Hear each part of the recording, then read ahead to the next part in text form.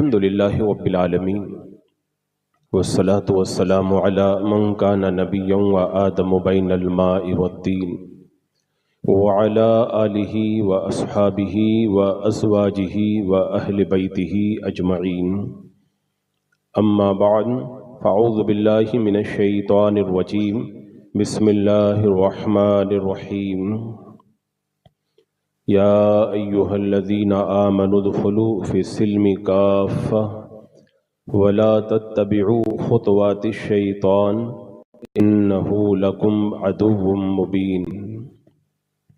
صدق اللہ مولانا العظیم وصدق رسولہ النبی الامین المتین الکریم ونحن علی ذلک لمن الشاہدین والشاکرین والحمد للہ رب العالمین۔ حصول برکت کے لیے آقا نامدار مدینے کے تاجدار شہنشاہ ذی وقار نبی محترم رحمت دو عالم نور مجسم ارواح نفدا محمد رسول اللہ صلی اللہ علیہ وسلم کی پرنور بارگاہ میں جھوم کے درود و سلام کا ہدیہ پیش کر لیجیے۔ اللہم صلی علی سیدنا و شفیعنا و حبیبنا و مولانا محمد وبارک وسلم صلاۃ و سلام علیک یا رسول اللہ صلی اللہ تعالی علیہ وسلم۔ آج ہم اور آپ جس شامیانے کے نیچے جمع ہیں، یہ شامیانہ بے شمار روحانی شخصیتوں کے زیر سایہ قائم ہے اور بہت سے بزرگوں کی روحانیت اس محفل نور پر سایہ فگن ہے۔ آپ اور ہم حضرات بڑے خوش نصیب ہیں کہ بزرگوں کے لگائے ہوئے اس پودے جو آج ایک پودا نہیں بلکہ شجرے آبدار، ایسا آب جو دلوں کے اندر آب چڑھا دے، ایسے شجر کے نیچے ہم لوگ جمع ہو کر کے آج اپنے دلوں کے اندر روحانیت پیدا کرنے کا سامان کر رہے ہیں۔ حضرات مکرم، ماہ رمضان المبارک بالکل قریب ہے۔ صوفیاء کرام فرماتے ہیں رجب کا مہینہ یہ بیج ڈالنے کا مہینہ ہے، شعبان المعظم کا مہینہ پانی دینے کا مہینہ ہے، اور ماہ رمضان المبارک کھیتی کاٹنے کا مہینہ ہے۔ یعنی بندہ رجب المرجب کے مہینے میں نیکیوں کا بیج ڈالتا ہے اور شعبان المعظم کے مہینے میں اس نیکیوں کے بیج کو رو رو کر کے اپنے آنسوؤں کا پانی پہنچاتا ہے، تب جا کر کے ماہ رمضان المبارک میں نیکیوں کی فصل تیار ہو جاتی ہے اور بندہ نیکیوں کی فصل کاٹتا ہوا نظر آتا ہے۔ اگر آپ نے ماہ رجب المرجب میں نیکیوں کا بیج نہیں ڈالا ہے اور شعبان المعظم کے آنے کے بعد میں اس بیج کو پانی نہیں دیا ہے تو آج کی میری تقریر اسی لیے ہوگی کہ آج یہاں سے آپ کے جانے کے بعد آپ پہلی فرصت کے اندر نیکیوں کا بیج ڈال کر ماہ رمضان المبارک کے آنے سے پہلے اسے اپنے آنسوؤں کا اتنا پانی پلا دیں کہ جب رمضان المبارک کا مہینہ آئے تو آپ کی کھیتی لہلہانے لگ جائے اور نیکیوں کی فصل کاٹنے کے اندر آپ کو بڑا لطف آنے لگ جائے۔ اگر اس ذہن کے ساتھ آپ حضرات یہاں پر بیٹھے ہیں تو دل لگا کر کے بیٹھیں، میں کچھ قرآن و سنت اور بزرگوں کی باتیں آپ کے گوش گزار کروں گا۔ اللہ تبارک و تعالی میرا کہنا آپ کا سننا قبول فرما کر اس پر عمل کی ہمیں توفیق عطا فرمائے۔ حضرات مکرم، یہ جو ماہ رمضان المبارک ہم سے قریب ہو رہا ہے، ہم اور آپ اس کا استقبال کر رہے ہیں، لیکن پتہ نہیں ہم کیسے استقبال کر رہے ہیں۔ کونین کے دولہ صلی اللہ تعالیٰ علیہ وسلم نے تو ارشاد فرمایا تھا اگر میری امت کو یہ معلوم ہوتا کہ رمضان المبارک کیا ہے تو میری امت یہ تمنا کرتی کہ کاش پورا کا پورا سال رمضان المبارک ہو جائے۔ اور میں نے بزرگوں کے اقوال کے اندر یہ بات پڑھی ہے کہ ہمارے اسلاف سال کے اندر ایک مہینے کا رمضان نہیں مناتے تھے، وہ سال کے 12 مہینے کا رمضان المبارک منایا کرتے تھے. آپ حضرات سوچ رہے ہوں گے رمضان المبارک تو سال کے اندر ایک بار آتا ہے, یہ 12 مہینے کا رمضان کہاں پہ ہوا کرتا ہے؟ تو آؤ میں آپ کو بتاتا ہوں. ہمارے اسلاف کرام کا یہ طریقہ رہا ہے کہ رمضان المبارک آنے سے 6 مہینہ پہلے وہ دعا کرنا شروع کر دیتے تھے, اے پروردگار عالم ہمیں ماہ رمضان المبارک عطا فرما دے. اور پھر جب ماہ رمضان المبارک آ کر کے چلا جاتا تھا تو 6 مہینے تک وہ اللہ تبارک و تعالیٰ کی بارگاہ میں یہ دعا کیا کرتے تھے, اے پروردگار عالم ہم نے رمضان المبارک کے مہینے کے اندر تیری جو عبادت کی ہے ان عبادتوں کو تو قبول فرما لے. اس طرح 6 مہینہ انتظار میں اور 6 مہینہ اس کو رخصت کرنے کے اندر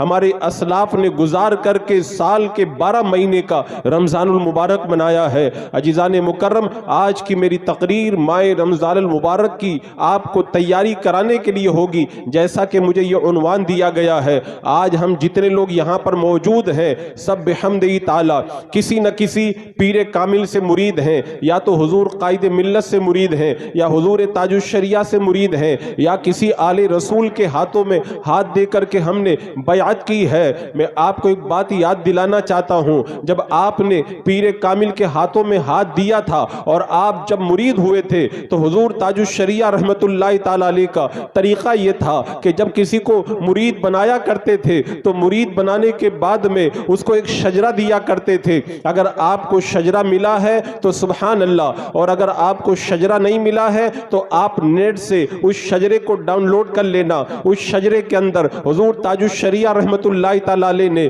ایک بات ارشاد فرمائی ہے, فرماتے ہیں اے میرے مرید جب تو پیدا ہوا تھا تو سارے کے سارے لوگ تیری آمد پر ہنس رہے تھے اور تو رو رہا تھا. تو جب دنیا سے جائے تو ایسی زندگی گزار کر کے جا کہ جب تو دنیا سے جائے تو سارے تیری محبت کے اندر رو رہے ہوں اور تیرے لبوں پر مسکراہٹ ہو. یہ جو حضور تاج الشریعہ رحمت اللہ تعالی علیہ نے یہ جو اپنے مرید کو تلقین فرمائی ہے, یہ وہی تلقین ہے جو حضرت انس رضی اللہ تعالیٰ عنہ نے ایک روایت کے اندر بیان فرمائی. حضرت انس رضی اللہ تعالیٰ عنہ ارشاد فرماتے ہیں کہ اے لوگوں 2 دنوں کو ہمیشہ یاد رکھو اور 2 راتوں کو بھی ہمیشہ یاد رکھو. میں یہ سمجھتا ہوں کہ اگر آج کی اس محفل کے اندر حضرت انس رضی اللہ تعالیٰ عنہ نے جن 2 دنوں اور 2 راتوں کو یاد کروایا ہے, اگر ان 2 دنوں اور 2 راتوں کو آپ حضرات یاد کر لیں تو مجھے پھر دوبارہ تقریر کے لیے یہاں پہ آنے کی ضرورت نہیں ہے. یہ 2 باتیں آپ کو ہمیشہ جھنجھوڑ کر کے جگاتی رہیں گی اور بیدار کرتی رہیں گی. حضرت انس رضی اللہ تعالیٰ عنہ ارشاد فرماتے ہیں تم دنیا کے اندر اگر زندگی گزارو تو 2 دنوں کو بھی یاد رکھو اور 2 راتوں کو بھی یاد رکھو. فرماتے 2 دنوں میں سے پہلا دن وہ دن ہے جب حضرت ملک الموت تمہاری روح قبض کرنے کے لیے آئیں گے. حضرات مکرم, آج معلوم ہے لوگوں کی یہ شکایت ہے, لوگ آ کر کے ہم سے کہتے ہیں حضرت ہم جب نماز پڑھتے ہیں نماز میں دل نہیں لگتا, قرآن کی تلاوت کرتے ہیں قرآن کی تلاوت میں دل نہیں لگتا, ماہ رمضان المبارک آ جاتا ہے تب بھی عبادت کے اندر لطف نہیں حاصل ہوتا. آخر اس کی وجہ کیا ہے؟ پہلے میں وجہ آپ کو بتا دوں تاکہ حضرت انس کا یہ قول آپ کو سمجھ میں آ جائے. ایک خاتون ہے ام المومنین حضرت عائشہ صدیقہ رضی اللہ تعالی عنہا کی بارگاہ میں حاضر ہوتی ہیں اور حاضر ہونے کے بعد میں کہتی ہیں اے ام المومنین میرا دل بڑا سخت ہو گیا ہے, میں کیا کروں؟ حضرت عائشہ رضی اللہ تعالی عنہا نے ارشاد فرمایا تم موت کو یاد کیا کرو, جب موت کو یاد کرو گی تو تمہارا دل نرم ہو جائے گا. وہ چلی گئی اور جانے کے بعد میں ایک مدت کے بعد واپس آتی ہے. آنے کے بعد کہتی ہے اے ام المومنین آپ نے بڑا اچھا وظیفہ بتایا, جب سے میں نے موت کی یاد کو اپنے دل کے اندر بٹھا لیا ہے تب سے میرا دل بھی نرم ہو گیا ہے. میں آپ کا شکریہ ادا کرنے کے لیے آئی ہوں. تو ہوتا کیا ہے, بندہ جب گناہ کرتا ہے اور گناہ کی وجہ سے اس کے دل پر سیاہ نقطہ لگ جاتا ہے, توبہ کرے تو نقطہ مٹ جاتا ہے, لیکن اگر توبہ نہ کرے اور گناہوں پہ گناہ کرتا رہے تو ایک ایک کر کے نقطے اس کے دل پر لگتے رہتے ہیں. ایک دن وہ آ جاتا ہے پورا کا پورا دل کالا ہو جاتا ہے, اور جب دل کالا ہو جائے دل سیاہ ہو جائے تو نماز میں دل نہیں لگتا, قرآن کی تلاوت میں دل نہیں لگتا, نیک کاموں میں دل نہیں لگتا. حضرت ابو تراب بخشی رحمت اللہ تعالی علیہ فرماتے ہیں اگر تمہارا 3 کاموں میں دل نہ لگے تو سمجھ جاؤ تمہارا دل سخت ہو گیا ہے۔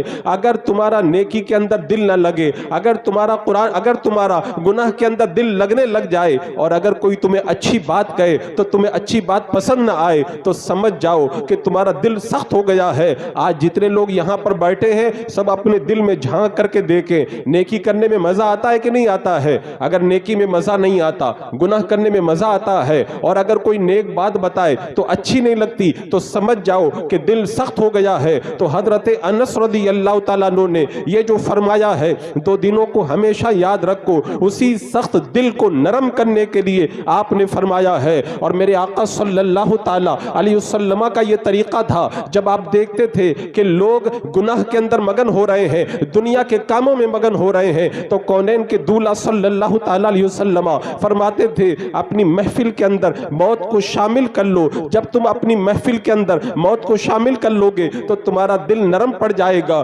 کیونکہ حدیث پاک میں آتا ہے روزانہ حضرت ملک الموت لوگوں کے چہروں کو 3 مرتبہ دیکھا کرتے ہیں۔ میں نے اس سے پہلے بھی یہ بات بتائی تھی کہ کبھی کبھی آدمی ایسے بیٹھا رہتا ہے اور بیٹھے بیٹھے اچانک ایسے کچھ جھرجھری آ جاتی ہے، نہ سردی کا موسم ہے نہ کوئی بات ہوئی ہے، اچانک ایسے کبھی کیوں طاری ہو جاتی ہے؟ علماء فرماتے ہیں حضرت ملک الموت روزانہ جو لوگوں کے چہروں کو دیکھتے ہیں، تو جب ہماری روح کی نظر حضرت ملک الموت پر پڑ جاتی ہے تو اس وقت اچانک بیٹھے بیٹھے ہم پر جھرجھری طاری ہو جاتی ہے۔ تو حضرت ملک الموت روزانہ دیکھتے رہتے ہیں۔ کونین کے دولہ صلی اللہ تعالیٰ علیہ وسلم نے ایک موقع پہ ارشاد فرمایا کہ آج دنیا کے اندر جتنے لوگ موجود ہیں 100 سال کے بعد میں کوئی بھی موجود نہیں رہے گا۔ آج اس مجمع کے اندر یہ بات میں حدیث پاک کی روشنی میں کہہ سکتا ہوں، آج جتنے لوگ یہاں پر موجود ہیں 100 سال کے بعد میں کوئی نہیں ہوگا۔ تقریر کرنے والا کوئی اور ہوگا، اسٹیج پہ کوئی اور ہوگا، جلسہ کرانے والا کوئی اور ہوگا، سننے والا کوئی اور ہوگا، ان گھروں کے اندر رہنے والا کوئی اور ہوگا۔ تو حضرت انس کہتے لوگوں 2 دنوں کو ہمیشہ یاد رکھو، ان میں سے پہلا دن وہ دن ہے جب حضرت ملک الموت ہماری روح قبض کرنے کے لیے آئیں گے۔ حضرت مکرم آپ کو پتا ہے حضرت ملک الموت جب روح قبض کرنے کے لیے آتے ہیں وہ کیسا وقت ہوتا ہے؟ بہت سارے لوگ کیا سمجھتے ہیں حضرت ملک الموت آتے ہیں اور روح قبض کرتے ہیں اور روح قبض کرنے کے بعد میں چلے جاتے ہیں۔ یہ 2 جملوں کے اندر بول دینا بہت آسان کام ہے، لیکن اگر اس کی حقیقت کے اندر اتریں گے تو بدن کے رونگٹے کھڑے ہو جائیں گے۔ حدیث پاک میں آتا ہے جب بندے کی موت کا وقت آتا ہے، آسمان سے ایک سیڑھی اترتی ہے، اس سیڑھی پر حضرت ملک الموت آ کر کے بیٹھ جاتے ہیں، اور حضرت ملک الموت کے ساتھ میں جو فرشتے ہوتے ہیں وہ مرنے والے بندے کو چاروں طرف سے گھیر کر کے بیٹھ جاتے ہیں، اور اس کے بعد میں بندے کی روح کو اس کے قدموں کی طرف سے کھینچ کر کے حلق تک لایا جاتا ہے۔ جب تک روح حلق میں نہ آ جائے، اگر بندہ توبہ کر لے اللہ توبہ قبول فرماتا ہے، کافر اگر کلمہ پڑھ کے مسلمان ہو جائے اللہ تبارک و تعالیٰ اس کے ایمان کو قبول فرماتا ہے، لیکن جب وقت غرغرہ آ جائے، روح حلق میں آ جائے، اگر کوئی توبہ کرے تو توبہ بھی قبول نہیں ہے، کافر اگر کلمہ پڑھے تو ایمان لانا بھی قبول نہیں ہے۔ اور یہ موت کا وقت کتنا سخت وقت ہوتا ہے۔ حضرت عمرو بن عاص رضی اللہ تعالیٰ عنہ ہمیشہ کہا کرتے تھے اگر مرنے والا کوئی بندہ مل جائے تو اس سے میں پوچھوں کہ بتاؤ موت کے وقت میں کیسا لگتا ہے۔ جب حضرت عمرو بن عاص رضی اللہ تعالیٰ عنہ کے انتقال کا وقت آیا، آپ کے بیٹے آپ کی بارگاہ میں آ کر کے کہتے ابا جان آپ ہمیشہ کہا کرتے تھے اگر کوئی مرنے والا بندہ ملے میں ان سے پوچھوں کہ بتاؤ موت کے وقت میں کیسا لگتا ہے۔ آپ کو تو کوئی نہیں ملا، آپ سے زیادہ ہوشیار کون ہوگا؟ اے ابا جان آپ خود ہی بتا دیں موت کے وقت میں کیسا لگتا ہے۔ حضرت عمرو بن عاص رضی اللہ تعالیٰ عنہ نے فرمایا اے میرے بیٹے میں کیا بتاؤں، ایسا لگ رہا ہے جیسے آسمان میرے سر پر ٹوٹ پڑا ہے اور سوئی کے ناکے کے برابر جگہ ہے جہاں سے میں سانس لے رہا ہوں۔ اور جب موت کا وقت آتا ہے تو آپ نے دیکھا ہوگا اگر مرغے کو ذبح کیا جاتا ہے مرغا چھٹ پٹاتا ہے، بکرے کو ذبح کیا جاتا ہے بکرا چھٹ پٹاتا ہے، اسی طرح اگر مرنے مرنے والے بندے کو اگر فرشتے باندھ کر کے نہ رکھیں تو مرنے والا بندہ بھی چھٹپٹاتا پھرے. موت سے پہلے بندے کو باندھ دیا جاتا ہے. اور موت کی گھڑیوں کے بارے میں حدیث پاک کے اندر آتا ہے اگر 1000 تلواریں ایک ساتھ میں بندے کے اوپر ماری جائیں تو اتنی تکلیف نہیں ہوتی ہے جتنی مرتے وقت میں مردے کو تکلیف ہوا کرتی ہے. مرنے والے بندے کو تکلیف ہوتی ہے. وہ بڑا سخت وقت ہوا کرتا ہے اور اس وقت کے اندر بڑے بڑے جگر والے بھی کانپ جایا کرتے ہیں. تو حضرت انس کہتے ہیں اس دن کو کبھی مت بھولنا. حضرات مکرم یہ دن آپ کا بھی آئے گا, یہ دن میرا بھی آئے گا. آج ہم لوگ جلسے میں ہیں, آج ہم لوگ اپنے گھروں میں ہیں, ایک دن وہ آئے گا ہم لوگ اپنی قبر کے اندر ہوں گے. آج ہماری آنکھ کھلتی ہے تو اپنے گھر میں کھلتی ہے, ایک دن وہ آئے گا ہماری آنکھ کھلے گی تو اپنی قبر میں کھلے گی. تو حضرت انس کہتے ہیں اس دن کو کبھی مت بھولنا جب حضرت ملک الموت تمہاری روح قبض کرنے کے لیے آئیں گے. جب انسان کی روح کو قبض کیا جاتا ہے اور پاؤں کی طرف سے کھینچ کر کے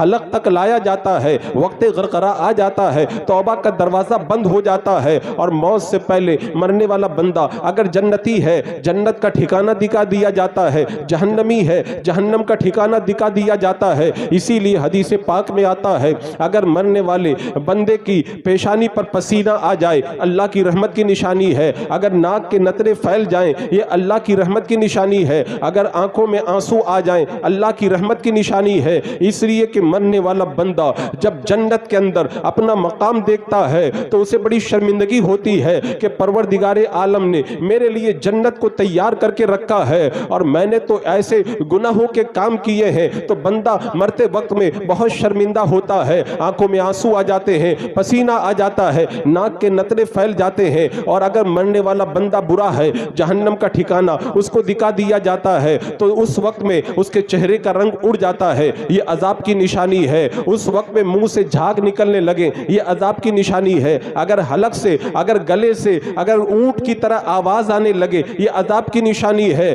کیونکہ مرنے والا بندہ جب جہنم کے اندر اپنا ٹھکانہ دیکھتا ہے تو چہرے کا رنگ بھی اڑتا ہے, منہ سے جھاگ بھی نکلتے ہیں اور گلے سے آوازیں بھی آنے لگتی ہے. یہ وقت کتنا سخت وقت ہوتا ہے عزیزان مکرم. جب تک وقت غرغرہ نہ آ جائے اس سے پہلے بندہ اگر اللہ کی بارگاہ میں آ کر کے اپنے گناہوں سے توبہ کر لے اللہ تبارک و تعالی اس کی توبہ کو قبول فرما لیتا ہے. یہ رب کا کتنا بڑا کرم ہے. ماہ رمضان المبارک ہمارے درمیان آ رہا ہے. ایک بار کونین کے دولہ صلی اللہ تعالی علیہ وسلم نے ارشاد فرمایا تمہیں پتا ہے تم کس کا استقبال کر رہے ہو, تمہارا کون استقبال کر رہا ہے؟ تمہیں پتا ہے تم کس کا استقبال کر رہے ہو, تمہارا کون استقبال کر رہا ہے؟ تمہیں پتا ہے تم کس کا استقبال کر رہے ہو, تمہارا کون استقبال کر رہا ہے؟ حضرت عمر رضی اللہ تعالی عنہ نے کہا یا رسول اللہ کیا کوئی دشمن کا حملہ ہونے والا ہے یا وحی نازل ہونے والی ہے؟ میرے آقا صلی اللہ تعالی علیہ وسلم نے فرمایا نہ تو دشمن کا حملہ ہونے والا ہے اور نہ وحی نازل ہونے والی ہے, بلکہ ایک ایسا مہینہ تمہارے درمیان آنے والا ہے جس کی پہلی رات میں اللہ تبارک و تعالی تمام اہل ایمان کی مغفرت فرما دیتا ہے. حضرات مکرم یہ رب کا کتنا کرم ہے, ایسا مہینہ ہمارے درمیان جلوہ افروز ہونے والا ہے. تو یہ وقت غرغرہ آنے سے پہلے اگر ماہ رمضان ہمیں مل گیا ہم اپنے گناہوں کی معافی کا سامان کر سکتے ہیں, لیکن اگر وقت غرغرہ آ گیا تو اس کے بعد میں ساری توبہ کی راہیں بند ہو جاتی ہے. اللہ کتنا کریم ہے, ہمیں بار بار موقع دیتا ہے کہ اس سے پہلے ہم اللہ کی بارگاہ کے اندر آ جائیں. ایک بار ایک امام صاحب نے جنازے کی نماز پڑھائی, جنازے کی نماز پڑھانے کے بعد میں امام صاحب نے لوگوں سے کہا اے لوگوں ایک بات بتاؤ, ابھی ہم نے جس کے جنازے کی نماز پڑھی ہے اور جس کو دفن کیا ہے اگر وہ زندہ ہو کر کے باہر آ جائے تو کیا کرے گا؟ کچھ لوگوں نے کہا بہت نمازیں پڑھے گا, کچھ لوگوں نے کہا بہت صدقہ کرے گا, کچھ لوگوں نے کہا بہت عبادت کرے گا. تو امام صاحب نے کہا سنو,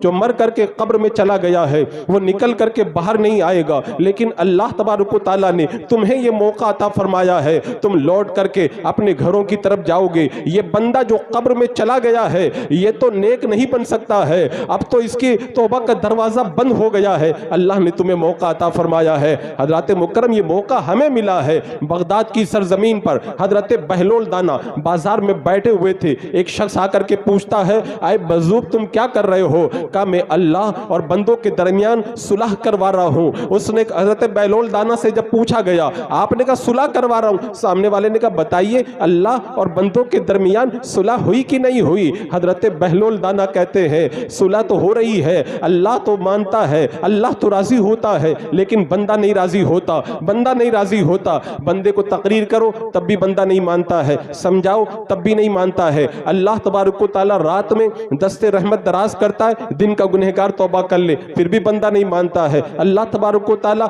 दिन में दस्ते रहमत दराज करता है, रात का गुनहगार तौबा कर ले तब भी बंदा नहीं मानता है। जब दूसरा दिन आया, हजरत बहलोल दाना कब्रिस्तान में बैठे हुए हैं, वही शख्स आकर के पूछता है हुजूर बताएं आज क्या कर रहे हैं? कहा वही अल्लाह और बंदों के दरमियान सुलह करवा रहा हूं। कहते क्या सुलह हो गई? का सुलह नहीं हुई। का आज क्या हुआ? का आज बंदा मानने के लिए तैयार है, लेकिन आज अल्लाह राजी नहीं होता है। हजरत मुकर्रम, इसीलिए हजरत अनस ने कहा उस दिन के आने से पहले पहले अल्लाह की बारगाह में आ जाओ, अल्लाह राजी हो जाता है। बंदा जब कब्र में चला जाए उसके बाद में अल्लाह राजी नहीं होता है। फरमाया उस दिन को हमेशा याद रखो। 2 दिनों में से पहला दिन जब हजरत मलकुल मौत तुम्हारी रूह कब्ज करने के लिए आएंगे, उसके बाद में फरमाते दूसरा दिन है, उस दूसरे दिन को भी हमेशा याद रखो। वो दूसरा दिन मालूम है कौन सा है?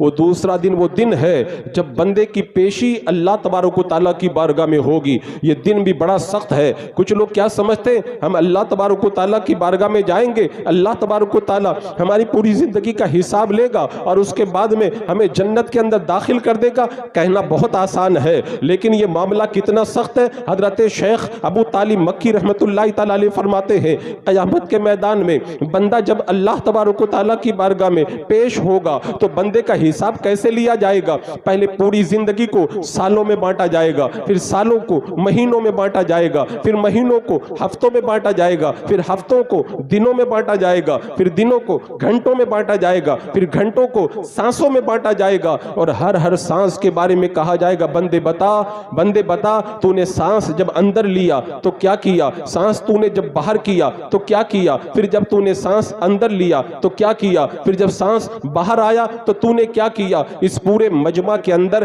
क्या एक भी बंदा ऐसा है जो 5 मिनट का अपनी जिंदगी का हिसाब अल्लाह तबारक व तआला की बारगाह में दे सके? एक भी बंदा ऐसा है? अल्लाह की बारगाह में जब पेशी होगी तो क्या बंदा यही कहेगा अल्लाह जब मैंने सांस अंदर लिया तब मैं फिल्म देख रहा था, जब मैंने सांस बाहर लिया मैं जो है मूवी देख रहा था, मैंने सांस अंदर लिया तो मैं गुफ्तगू कर रहा था। अल्लाह की बारगाह में जब सवाल जवाब होंगे कितना सख्त मामला होगा। हजरत अबू बकर कतानी के दोस्त का जब इंतकाल हुआ, उन्हें ख्वाब में देखा गया, पूछा गया बताओ अल्लाह की बारगाह में जब तुम्हारी पेशी हुई तो क्या हुआ? वो कहने लगे जब अल्लाह की बारगाह में मुझे पेश किया गया, रब ने फरमाया कि आए बूढ़े बता तूने ये गुनाह किया? का मौला मैंने किया। का तूने ये गुनाह किया? का मौला मैंने किया। का तूने ये गुनाह किया? का मौला मैंने किया। मेरे सारे गुनाहों को मेरे मौला ने गिनाया, मैं हाँ हाँ कहता रहा। आखिर में अल्लाह तबारक व तआला ने एक गुनाह का जिक्र किया, का बंदे तूने ये गुनाह किया? मुझे शर्म आ गई, मैं हाँ नहीं कह सका। 3 साल तक अल्लाह की बारगाह में मुझे खड़े रहना पड़ा। 3 साल के बाद में रब को रहम आया, अल्लाह तबारक व तआला ने मुझे माफ कर दिया। फरमाते हैं हजरत अबू बकर कतानी तूने ऐसा कौन सा गुनाह किया था 3 साल तक अल्लाह की बारगाह में खड़ा रहा और तुझे हाँ भी कहना नहीं आया? का रब ने फरमाया बूढ़े बता क्या तूने एक बार एक खूबसूरत बच्चे को बुरी नजर से देखा था? बस मैं खामोश हो गया और मैं हाँ न कह सका। अगर सारी जिंदगी में एक बार किसी पर बुरी नजर डाल दी जाए, अल्लाह की बारगाह में बंदा हाँ नहीं कह पाता है। आज मेरे सामने नौजवानों का मजमा है, अपने दिल पर हाथ रख करके बताओ आज हमारी निगाहें कितनी गुनाह कर रही है, कितने गुनाह कर रही है। अल्लाह की बारगाह में बंदा पेश होगा, अगर एक बार अगर गलत नजर किसी पे डाल दी होगी, अल्लाह की बारगाह में 3 साल तक खड़े रहना पड़ेगा। आज बाज़ाब्ता तौर पर यहूद और नसारा ने प्लानिंग करके मुसलमान नौजवानों की नजरों को खराब किया है। अभी पिछले साल का अखबार आप पढ़ करके देखें, इंग्लैंड की सरजमीन पर एक यहूदी प्रोफेसर इस स्कूल के अंदर लेक्चर दे रहा था। लेक्चर के अंदर उस यहूदी प्रोफेसर ने अपने स्टूडेंट के सामने ये बात कही थी कि पॉर्न इंडस्ट्री को हमने लॉन्च किया है ताकि मुसलमान नौजवानों को तबाह बर्बाद कर सके। ये पॉर्न इंडस्ट्री क्या है? गंदी फिल्में, गंदे नावल, गंदे गाने, गंदे कपड़े, गंदे खिलौने, गंदी वेबसाइटें, गंदी किताबें। कहते हमने इन गंदगियों کو اس لیے لانچ کیا ہے تاکہ مسلمان نوجوانوں کو تباہ و برباد کر سکے۔ آج آپ دیکھ لیں، آپ 5ویں صدی کی تاریخ پڑھ کر کے دیکھیں، 5ویں صدی کے اخیر سے مسلمانوں اور عیسائیوں کی جنگ شروع ہوئی، 200 سال تک جنگ چلتی رہی۔ 200 سال کے بعد میں صلیبی جنگوں کا جو ہیرو تھا سینٹ لوئس، جب وہ مرنے لگا، مرتے وقت میں اس نے وصیت کی تھی، ہم نے 200 سال تک مسلمانوں سے جنگ لڑی، ہم مسلمانوں سے تلوار کے ذریعے نہیں جیت پائے۔ 200 سال کے تجربے کے بعد میں اس نتیجے پر پہنچا ہوں، مسلمانوں کو تباہ و برباد کرنا ہے تو ہمیں تلوار کی ضرورت نہیں ہے۔ 3 کام کرو، مسلمان تباہ و برباد ہو جائیں گے۔ پہلا کام یہ کرو، مسلمان بادشاہوں کو آپس میں لڑا دو۔ دوسرا کام یہ کرو، مسلمانوں میں جو پختہ عقیدے والے ہیں ان کو پنپنے مت دو۔ اور تیسرا کام یہ کرو،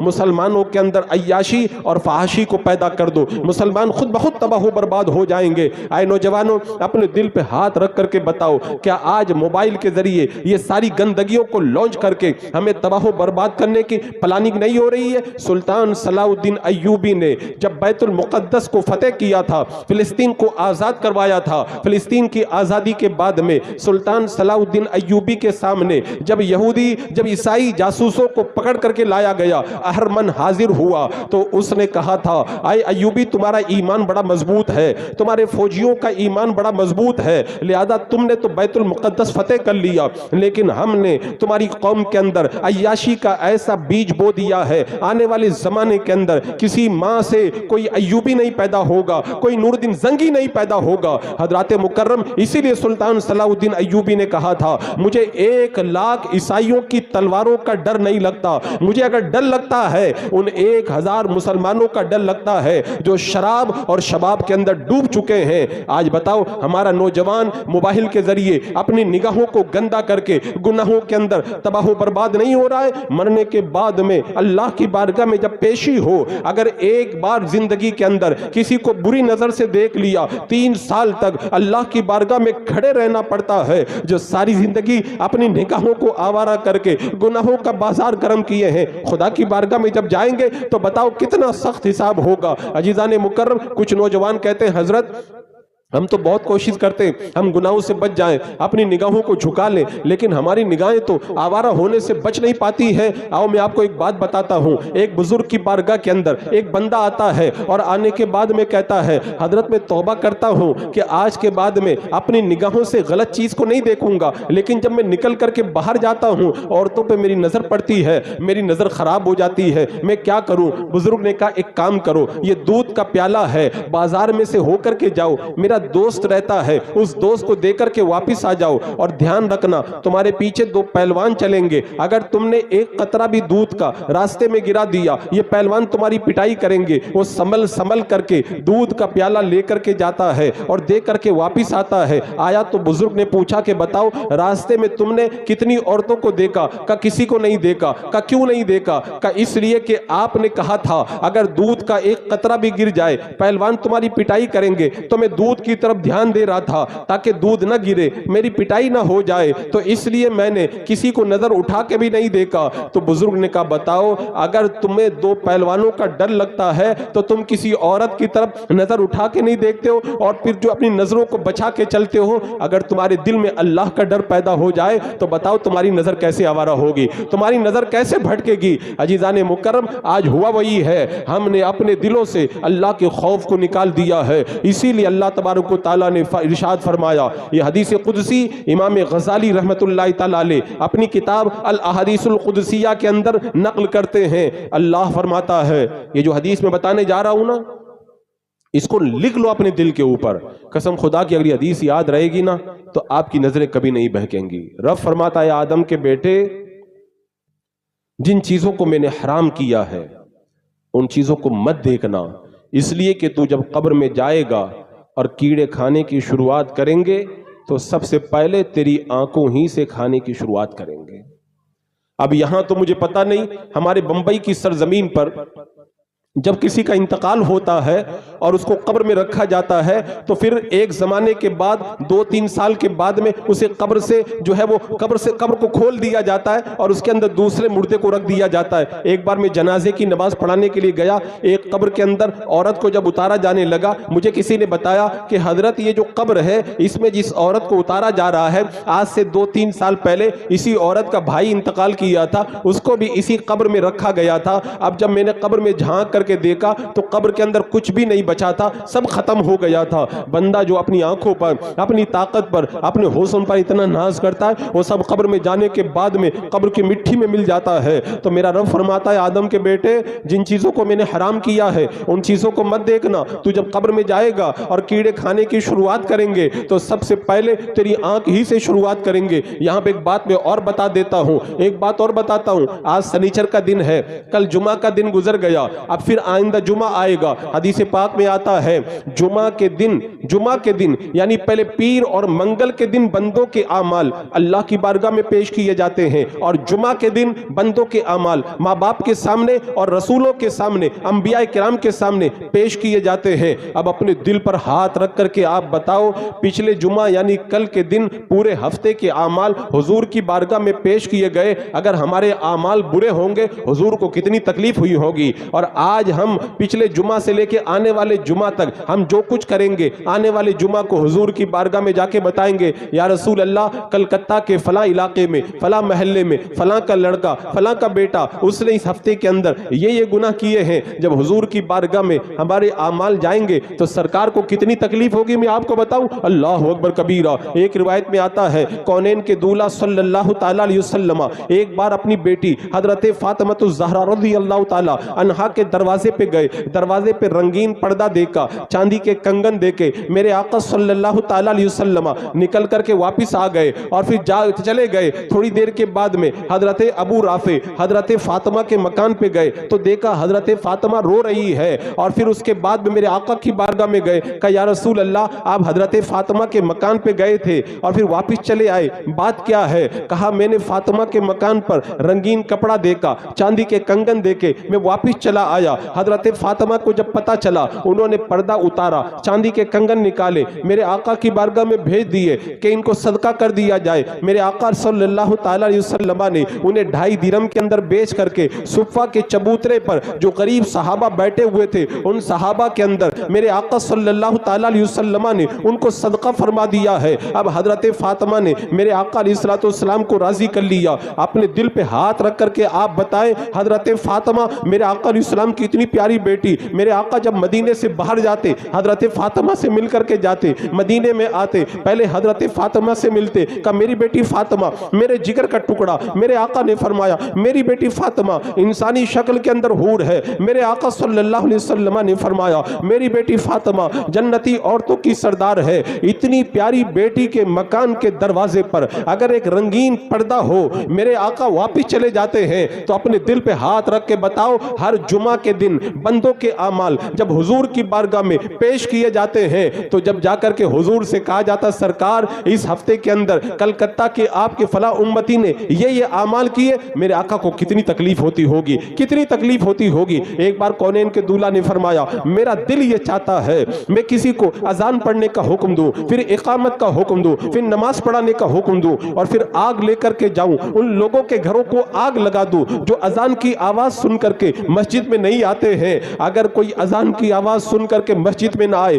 میرے آقا کہتے ہیں ان کے گھروں کو آگ لگا دوں، اور جب جمعہ کے دن ہمارے اعمال حضور کی بارگاہ میں جاتے ہوں گے کہ یا رسول اللہ آپ کے فلاں امتی نے اس ہفتے کے اندر نماز نہیں پڑھی، تو کیا میرے آقا ناراض نہیں ہوتے ہوں گے؟ کونین کے دولہ صلی اللہ تعالی علیہ وسلم کی بارگاہ میں کسرا کے 2 قاصد آئے ہیں۔ میرے آقا علیہ السلام نے جب دیکھا ان کے چہروں پہ داڑھی نہیں، اللہ کے رسول علیہ السلام نے چہرہ دوسری طرف کر لیا، کہا تم نے داڑھی کیوں منڈائی؟ کہا ہمارے بادشاہ نے حکم دیا ہے۔ میرے آقا نے فرمایا مجھے تو میرے رب نے چہرے پہ داڑھی بڑھانے کا حکم دیا ہے۔ اب اپنے دل پہ ہاتھ رکھ کر کے آپ بتائیں اگر کافر حضور کی بارگاہ میں آ جائے اور چہرے پہ داڑھی نہ ہو، میرے آقا صلی اللہ تعالی علیہ وسلم اتنے ناراض ہو جاتے چہرہ دوسری طرف کر لیتے ہیں، تو اگر آپ کے امتی نے اپنے چہرے سے داڑھی کو منڈایا قبر میں آقا گئے، ہم تو پڑھتے ہیں نا قبر میں لہرائیں گے تا حشر چشمے نور کے، جلوہ فرما ہوگی جب طلعت رسول اللہ کی، نصیب تیرا چمک اٹھا دیکھ تو نوری، عرب کے چاند لحد کے سرانے آئے ہیں، آقا آئیں گے اور اگر ہمارے چہرے پہ داڑھی نہ ہوئی، آقا اگر ناراض ہو گئے تو ہم کس کو جا کر کے منہ دکھائیں گے؟ عزیزان مکرم، اسی لیے حضرت انس رضی اللہ تعالیٰ عنہ نے فرمایا 2 دنوں کو ہمیشہ یاد رکھنا، ان 2 دنوں میں سے پہلا دن آپ سمجھ گئے، دوسرا دن وہ دن ہے جب اللہ تبارک و تعالیٰ کی بارگاہ میں پیشی ہوگی۔ یہاں پہ مجھے ایک بات یاد آ رہی ہے، بہت سارے لوگ کیا سمجھتے ہم تو بڑے نیک ہیں، اللہ کی بارگاہ میں جا کے بتا دیں گے ہم نماز پڑھتے تھے، روزہ رکھتے تھے، حج کرتے تھے، زکوٰۃ دیتے تھے۔ میں ایک ایسی حدیث پاک آپ کو سنانے جا رہا ہوں، قسم خدا کی اس حدیث پاک کو حضرت ابو ہریرہ نے جب بیان کیا نا 3 بار بے ہوش ہو گئے، اور حضرت امیر معاویہ نے اس حدیث پاک کو سنا تو سنتے سنتے بے ہوش ہو گئے۔ اب آپ بتائیں یہ حدیث کیسی حدیث ہے؟ بیان کرنے والا 3 بار بے ہوش ہو جائے، سننے والا بے ہوش ہو جائے۔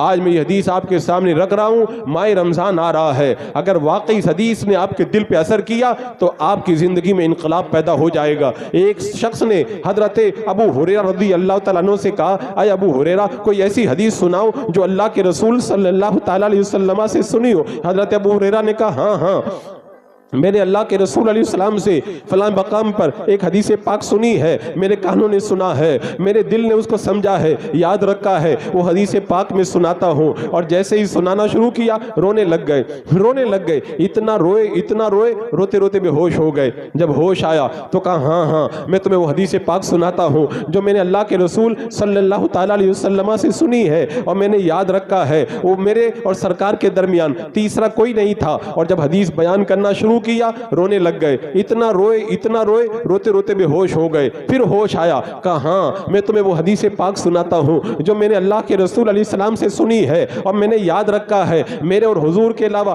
کوئی تیسرا نہیں تھا۔ اور جب حدیث پاک سنانا شروع کیا پھر رونے لگ گئے، اتنا روئے، روتے روتے بے ہوش ہو گئے۔ پھر تیسری بار ہوش آیا۔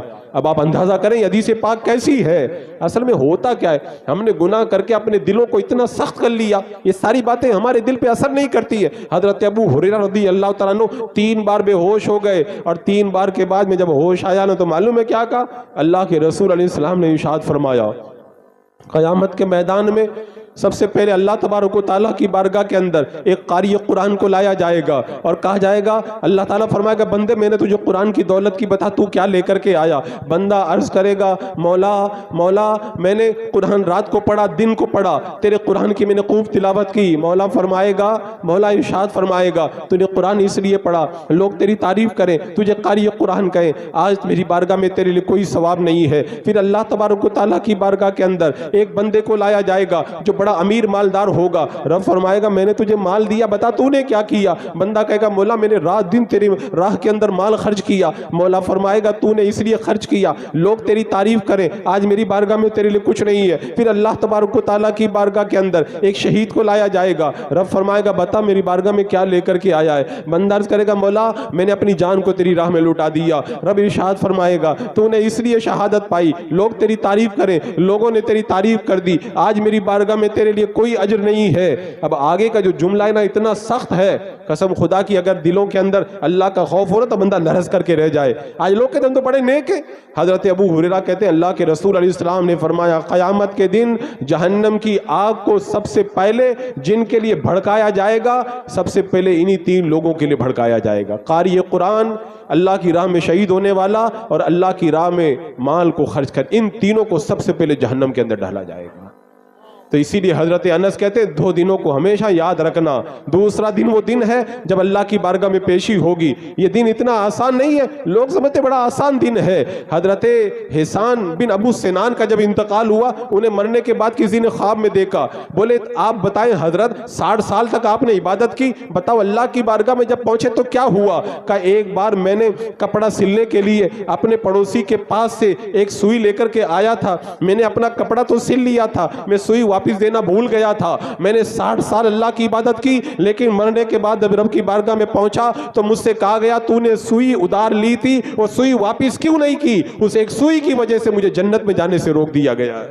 اللہ کی بارگاہ میں حساب آسان نہیں ہے. حضرت عیسیٰ علیہ السلام نے ایک بار قبر سے گزر کیا تو کہا کہ قبر کے اندر اس کو اللہ زندہ فرما, میں اس سے بات کرنا چاہتا ہوں. جب بات کی تو بتا, فرمایا کہ بتا تو کون تھا؟ کہا میں ایک قلی تھا, لوگوں کا سامان سر پہ اٹھاتا تھا اور دینے جایا کرتا تھا. ایک بار ایک آدمی نے لکڑیوں کا گٹر میرے سر پہ رکھ کر کے گھر پہنچانے کے لیے کہا. جب میں جانے لگا راستے میں میرے دانتوں میں کچھ پھنس گیا تھا, میں نے لکڑیوں میں سے ایک تنکا توڑا اور تنکا توڑ کر کے اپنے دانتوں کے اندر خلال کیا. مجھے مرے ہوئے 40 سال ہو گئے, روزانہ مجھ سے کہا جاتا بتا تو نے تنکا بغیر پوچھے کیوں توڑا تھا, تو نے کیوں توڑا تھا؟ ایک تنکے کا اتنا سخت حساب ہوتا ہے.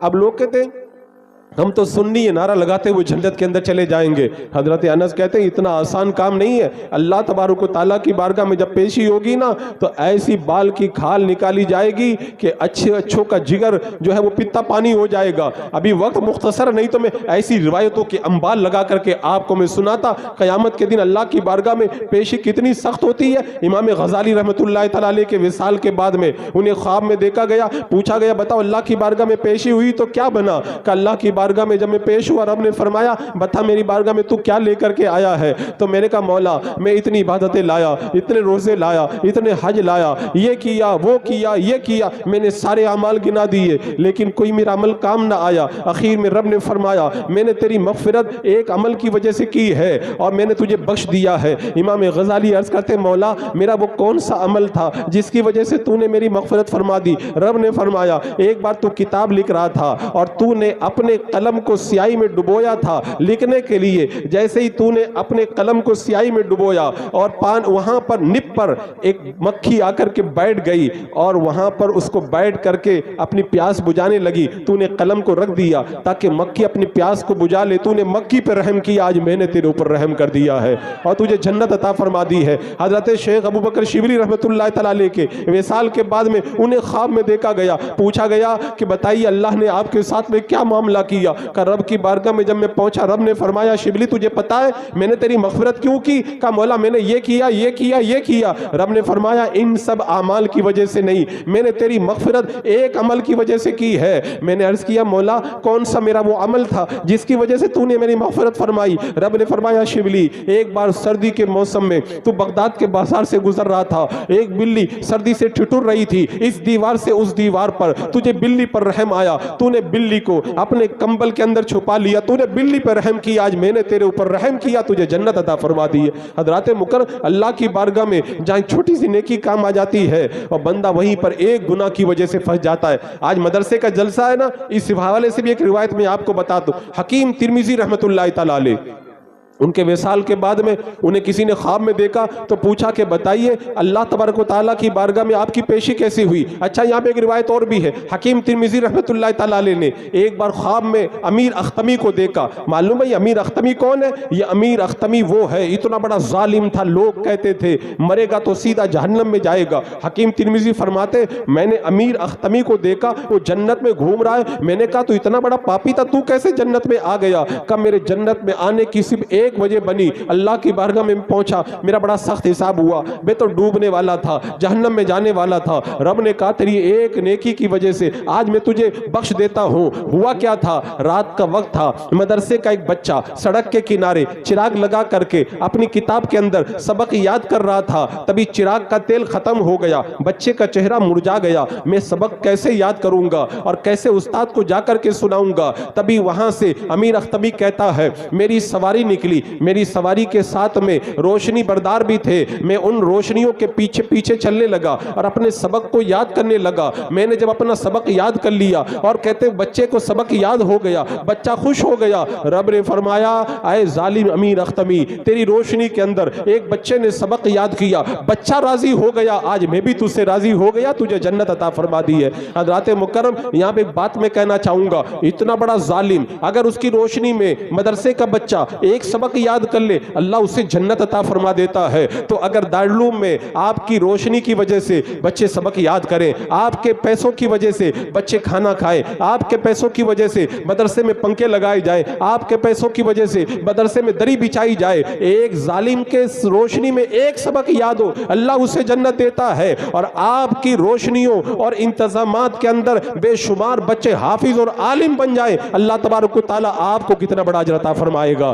حضرات مکرم، بندے کو غور، آج صحیح معنوں کے اندر ہمیں علم کی قدر بھی نہیں ہے۔ علم کی بات آئی ہے، مدرسے کا جلسہ ایک بات میں بتاؤں پھر اپنے عنوان کی طرف آؤں گا۔ امام شافعی رحمۃ اللہ تعالیٰ علیہ کے بارے میں نے روایتوں میں پڑھا ہے، امام شافعی علیہ رحمہ کو جب یہ پتہ چلا مدینہ منورہ میں امام مالک علم حدیث پڑھاتے ہیں، امام شافعی علیہ رحمہ اپنی ماں کے پاس آتے کہ امی جان میرا دل کہتا ہے میں مدینے میں چلا جاؤں، امام مالک سے علم حدیث پڑھوں۔ امام شافعی کی ماں بیوہ تھی، خرچ تھا نہیں۔ امام شافعی کی ماں نے معلوم ہے کیا کیا؟ آئے کلکتہ والوں سنو گے نا تو واقعی دل کے اندر ایک ہوک سی پیدا ہوگی۔ آج ہمیں دنیا کی قدر تو بہت معلوم ہے لیکن دین کی قدر ہمیں معلوم نہیں ہے۔ امام شافعی علیہ رحمہ کی ماں نے اپنے مکان کی چھت کو اتار دیا اور اس میں سے کیلیں نکالی اور کیلوں کو نکال کر کے بازار میں جا کر کے بیچ دیا۔ ان سے جو پیسہ ملا وہ پیسہ لا کر امام شافعی علیہ رحمہ کو دیا، کہا جاؤ میرے بیٹے تم جا کر کے مدینے میں علم حاصل کرو۔ اور زبان حال سے بتا دیا میرے بیٹے شافعی میں بغیر چھت کے رہ لوں گی، بارش میں بھیگ جاؤں گی، بغیر چھت کے رہ لوں گی، سردی میں ٹھٹھر جاؤں گی، بغیر چھت کے رہ لوں گی اور میں گرمی کے تھپیڑے کھا لوں گی، لیکن مجھے یہ گوارا نہیں میرا بیٹا علم دین سے محروم رہ جائے۔ اب امام شافعی رحمۃ اللہ تعالیٰ علیہ اپنے ماں کے مکان کی چھت بیچ کر کے مدینہ منورہ کے اندر علم دین پڑھنے کے لیے گئے، اور جب مدینے میں پہنچے ہیں امام مالک روضہ رسول کے پاس میں بیٹھ کر کے علم حدیث پڑھا رہے تھے۔ مجھ سے فلاں نے بیان کیا، مجھ سے فلاں نے بیان کیا، انہوں نے فلاں سے بیان کیا، وہ روایت کرتے ہیں۔ پھر اللہ کے رسول کے روزے کی طرف اشارہ کر کے کہا کونین کے دولہ صلی اللہ تعالیٰ علیہ وسلم سے۔ اب امام شافعی آئے، جو ماں کے مکان کی چھت بیچ کر کے آیا ہو اس کے پاس میں قلم کا پیسہ کہاں سے آئے گا، کاغذ کا پیسہ کہاں سے آئے گا؟ خود اپنے سفر نامے میں امام شافعی لکھتے ہیں میں جب جاتا تھا پڑھنے کے لیے ہڈیاں اٹھا لیتا تھا، امام مالک جو پڑھاتے تھے ہڈیوں پہ لکھ لیتا تھا، لا کے مٹکے میں جمع کر دیتا تھا، اگر میں بھول جاتا تھا مٹکے میں سے ہڈی نکالتا تھا اور دیکھ کر کے واپس اس کو یاد کر لیتا تھا۔ جب علم دین کے لیے امام شافعی علیہ رحمہ نے یہ قربانیاں دی، آپ کا انتقال ہوا، مرنے کے بعد خواب میں دیکھا گیا، پوچھا گیا بتاؤ اللہ کی بارگاہ میں جب پیشی ہوئی تو کیا بنا؟ تو فرماتے ہیں اللہ تبارک و تعالیٰ نے مجھے سونے کی کرسی پہ بٹھایا اور میرے اوپر موتیوں کو لٹا دیا ہے۔ علم دین کی قدر اور اس کی برکت یہ ہے میں نے علم دین کے لیے قربانیاں دی، اللہ نے میرے اوپر سونے کی کرسی پہ بٹھا کے موتی نچھاور فرمائے ہیں۔ حضرات مکرم، آج ہم اپنے بچوں کو سب کچھ بناتے ہیں، مجھے بڑا تعجب ہوتا ہے جب بمبئی کے اندر میں نکاح پڑھانے جاتا ہوں نا، کبھی ڈاکٹر کا نکاح پڑھانے، کبھی وکیل کا نکاح پڑھانے، جب ہم نکاح پڑھانے جاتے اس سے کہتے پڑھو اشہد ان لا الہ الا اللہ واشہد ان محمد رسول اللہ، وہ پڑھ ہی نہیں پاتا ہے، پھر پڑھاتے پڑھ ہی نہیں پاتا ہے۔ میں کہتا ہوں افسوس ہوتا ہے تیرے باپ کے اوپر، 1 کروڑ خرچ کر کے تجھے ڈاکٹر بنا دیا، 50 لاکھ خرچ کر کے تجھے وکیل بنا دیا، لیکن تجھے کلمہ بھی صحیح ڈھنگ سے نہیں پڑھنا آتا۔ اگر آج تیرے باپ کا انتقال ہو جائے تو کیا تو اپنے باپ کے جنازے پہ کھڑے ہو کے جنازے کی دعا پڑھ پائے گا؟ آج اگر تیرے باپ کو دفن کر دیا جائے اپنے باپ کی قبر پر کھڑے ہو کر کے کیا تو فاتحہ پڑھ پائے گا؟ حضرات مکرم، یہ ہماری قوم کا یہ حال ہے۔ میں نے کتنی بار دیکھا، ایک بار میں جمعہ کے اندر میں تقریر کر رہا تھا، تقریر کے دوران میں نے طلاق دینے کا جو شرعی طریقہ ہے وہ طریقہ بتایا، تو ہمارے مسجد کے بغل میں کلا کوٹ ہے، کوٹ کے سارے وکیل جمعہ پڑھنے میرے یہاں آتے ہیں۔ آ کر کے ایک وکیل مجھ سے کہنے لگا طلاق دینے کا یہ طریقہ ہے، اگر ایک طلاق دیں گے تب بھی طلاق ہو جاتی ہے، عورت نکاح سے باہر ہو جاتی ہے، ہمیں تو یہ طریقہ پتہ ہی نہیں تھا۔ میں نے کہا تم نے 50 لاکھ خرچ کر کے وکالت تو پڑھ لی، آج تمہارے پاس میں مسلمان نوجوان آتے اور طلاق کا پیپر بنانے آتے، ڈائریکٹ 3 طلاق کا پیپر بنا کر کے کتنے نوجوانوں کی زندگیوں کو تم نے تباہ کیا ہے۔ کاش 50 لاکھ خرچ کر کے تم نے وکالت پڑھی تھی، 5000 کا ٹیوشن کر کے کسی عالم دین سے طلاق دینے کا طریقہ بھی پڑھ لیا ہوتا، تاکہ جو تمہارے پاس میں طلاق کا پیپر بنانے آتے انہیں صحیح طریقے سے طلاق کا پیپر بنا کے دیتے تو ان کو طلاق مغلظہ تو نہیں پڑتی، ان بچوں کی زندگی تو برباد نہیں ہوتی۔ عزیزان مکرم، کس کس پہ روئیے، کس کس پہ ماتم کیجئے، آج ہماری قوم کا یہ حال ہو چکا ہے۔ عزیزان مکرم، آج اللہ کا شکر ہے یہاں پر علم دین کا عظیم قلعہ جس کے سائے تلے ہم لوگ بیٹھ کر کے اس روحانیت سے مالا مال ہو رہے ہیں، یہ علم علم کی قدر بندوں کو پتہ ہی نہیں ہے. اگر علم کی قدر معلوم کرنا ہے نا تو صحابہ کرام سے پوچھو, ہمارے بزرگوں سے پوچھو, ہمارے اسلاف سے پوچھو. علماء کرام کو ایک کتاب پڑھائی جاتی ہے, اس کتاب کا نام ہے مناظرہ رشیدیہ. مناظرہ رشیدیہ کے مصنف کے جب انتقال کا وقت آیا, انہوں نے کہا جب میرا انتقال ہو جائے مجھے قبر کے اندر رکھ دیا جائے, اور میری قبر کے اوپر جب سل اور پتھر رکھنے کی باری آئے تو مدرسے کے جو بچے میرے پاس میں پڑھنے آتے تھے, جس پتھر پر اپنے جوتے اتارتے تھے اسی پتھر کو میری قبر پر رکھ دینا, تاکہ مدرسے میں پڑھنے والے بچوں کے قدموں سے جو دھول لگی ہے اس دھول کی برکت سے اللہ تعالیٰ میری مغفرت فرما دے. یہ جانتے تھے علم دین کی قدر, آج ہمیں وہ قدر نہیں معلوم ہے. امام اعظم ابو حنیفہ رضی اللہ تعالیٰ عنہ کا بیٹا جب پڑھنے گیا نا, سورہ فاتحہ یاد کر کے آیا, اور آنے کے بعد میں کہا ابا جان میں نے سورہ فاتحہ یاد کر لی. تو معلوم ہے امام اعظم نے کیا کیا, 500 سونے کے سکے کی تھیلی بھر کر کے اس کے استاد کے پاس بھجوا دی. استاد نے کہا حضرت میں نے سورہ فاتحہ یاد کرائی, آپ نے اتنا بڑا انعام دے دیا. امام اعظم نے فرمایا جو میں نے دیا وہ ختم ہو جائے گا, لیکن تو نے جو پڑھایا ہے وہ یہاں بھی کام آئے گا, آخرت میں بھی کام آئے گا. آج ہمیں وہ قدر نہیں پتا ہے. حضرت ابراہیم بن ادہم رضی اللہ تعالیٰ عنہ کے بارے میں روایت کے اندر آتا ہے, فرماتے ہیں اے مالدارو تم کیا سمجھتے ہو تمہاری دکانیں تمہاری ہوشیاری سے چل رہی ہیں, تمہاری دکانیں تمہاری عقل سے چل رہی ہے؟ نہیں نہیں نہیں, تمہاری دکانیں اس لیے چل رہی ہے تم کماتے ہو, اس میں سے کچھ پیسہ مدرسے کے بچوں پہ خرچ کرتے ہو, وہ بچے علم دین حاصل کرتے ہیں, ان کی دعائیں ملتی ہے, ان کی دعاؤں کی برکت سے اللہ تمہارے کاروبار میں برکت عطا فرماتا ہے. آج وہ علم دین, آج لوگ, میں یہ نہیں کہتا ہوں ڈاکٹر نہ بناؤ, انجینئر نہ بناؤ, اپنے بچوں کو پروفیسر سب کچھ بناؤ, لیکن اپنے بچوں کو ساتھ میں علم دین بھی سکھاؤ, ورنہ آج معلوم ہے ہمارے بچوں کے دین و ایمان پہ کیسا حملہ کیا جا رہا ہے. آپ ٹی وی ڈیبیٹ کے اندر جا کر کے دیکھ لیں, مسلمانوں کے گھر میں پیدا ہونے والا بچہ ٹی وی کے ڈیبیٹ کے اندر بیٹھ کر کے جب اس سے پوچھا جاتا بتاؤ اسلام کے اندر ایک اور مرد کو 4 شادی کرنا جائز ہے, اگر تم سے سوال کیا جائے کیا جواب دو گے؟ مسلمان کے گھر میں پیدا ہونے والا بچہ جس نے علم دین نہیں پڑھا ہے ٹی وی ڈیبیٹ میں کہتا ہے اسلام کا یہ قانون تو مجھے بھی سمجھ میں نہیں آتا ہے, معاذ اللہ رب العالمین. یہ ہمارا حال ہو چکا ہے, یہ ہمارا حال ہو چکا ہے. اس کے بعد میں کہتے ہیں اللہ کی رحمتیں ہمارے اوپر کیوں نہیں اترتی ہے؟ عزیزان مکرم, میں عرض یہ کر رہا تھا, حضرت انس کہتے 2 دنوں کو کبھی مت بھولنا. پہلا دن وہ دن جب حضرت ملک الموت روح قبض کرنے آئیں گے, دوسرا دن وہ دن ہے جب اللہ تبارک و تعالیٰ کی بارگاہ میں ہماری پیشی ہوگی. عزیزان مکرم, وقت بڑی تیزی کے ساتھ گزر رہا ہے, ہماری سانسیں کم ہو رہی ہے. مجھے یاد آتا ہے ایک زمانہ وہ تھا, ہم چھوٹے بچے تھے, ایک جنریشن تھی ہمارے چچا چتی اور تایا تائی کی, ایک جنریشن تھی ہمارے دادا دادی نانا نانی کی. ہمارے دادا دادی اور نانا نانی کی جو جنریشن تھی وہ قبر میں چلی گئی, اور جو چاچا چاچی اور تایا تایا کی جنریشن تھی وہ دادا کی جنریشن میں داخل ہو گئے. ہم لوگ اپنے چچا چچی کی جنریشن میں داخل ہو گئے, اور ہماری جنریشن میں ہمارے بچے آ گئے. ایک کے بعد ایک لوگ بڑی تیزی کے ساتھ میں رخصت ہوتے چلے جا رہے ہیں. موت کا سلسلہ بڑی تیزی کے ساتھ میں چل رہا ہے. حضرت شیخ ابو بکر شبلی رحمت اللہ تعالی علیہ فرماتے ہیں میں 4000 علماء کی بارگاہ میں گیا, ان سے میں نے جو ہے وہ 400 علماء کی بارگاہ میں گیا, ان سے 4000 حدیثیں میں نے سیکھی. ان 4000 حدیثوں میں سے میں نے ایک حدیث کو لے لیا. اگر بندہ اس ایک حدیث پہ عمل کر لے اس کی دنیا بھی کامیاب ہو جائے, آخرت بھی کامیاب ہو جائے. فرماتے وہ ایک حدیث پاک یہ ہے, اے کلکتہ والوں اس حدیث کو یاد کر لو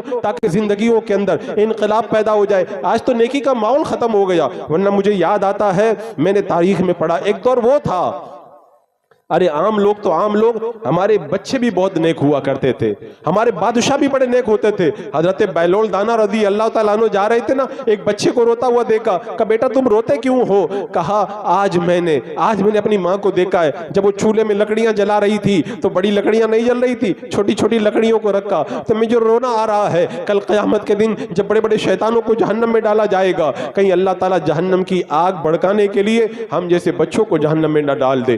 بچوں کے بھی دل میں اللہ کا خوف ہوتا تھا. آج تو جو سب سے بڑا ٹپوری ہوتا ہے, سب سے بڑا بگڑا ہوا ہوتا ہے, وہ سیاست کی لائن میں جاتا ہے, الا ماشاء اللہ. لیکن اس دور کے اندر بادشاہ کتنے نیک ہوا کرتے تھے. جب خواجہ قطب الدین بختیار کاکی رحمت اللہ تعالی علیہ کا جب وصال ہوا اور نماز جنازہ کے لیے صفیں لگا دی گئی, ایک آدمی نے آگے بڑھ کر کے کہا خواجہ قطب الدین بختیار کاکی کی وصیت ہے میرا جنازہ وہی پڑھائے گا جو ہمیشہ تہجد پڑھتا تھا, جس نے کبھی غیر محرم کی طرف نظر اٹھا کر کے نہیں دیکھا تھا, جس نے کبھی عصر کی سنتوں کو ترک نہیں کیا تھا اور جس نے کبھی جماعت کے ساتھ میں تکبیر اولا کو فوت نہیں کیا تھا. بڑے بڑے علماء موجود ہے, مشائخ موجود ہے, کوئی آگے نہیں بڑھ رہا. ساری زندگی تہجد پڑھنا اور عصر کی سنتیں پڑھنا, غیر محرم سے نظروں کو بچا کر کے رکھنا, تکبیر اولا پہ عمل کرنا, یہ کسی کے بس کی بات اتنی آسانی سے نہیں ہے. کوئی نہیں آگے بڑھا.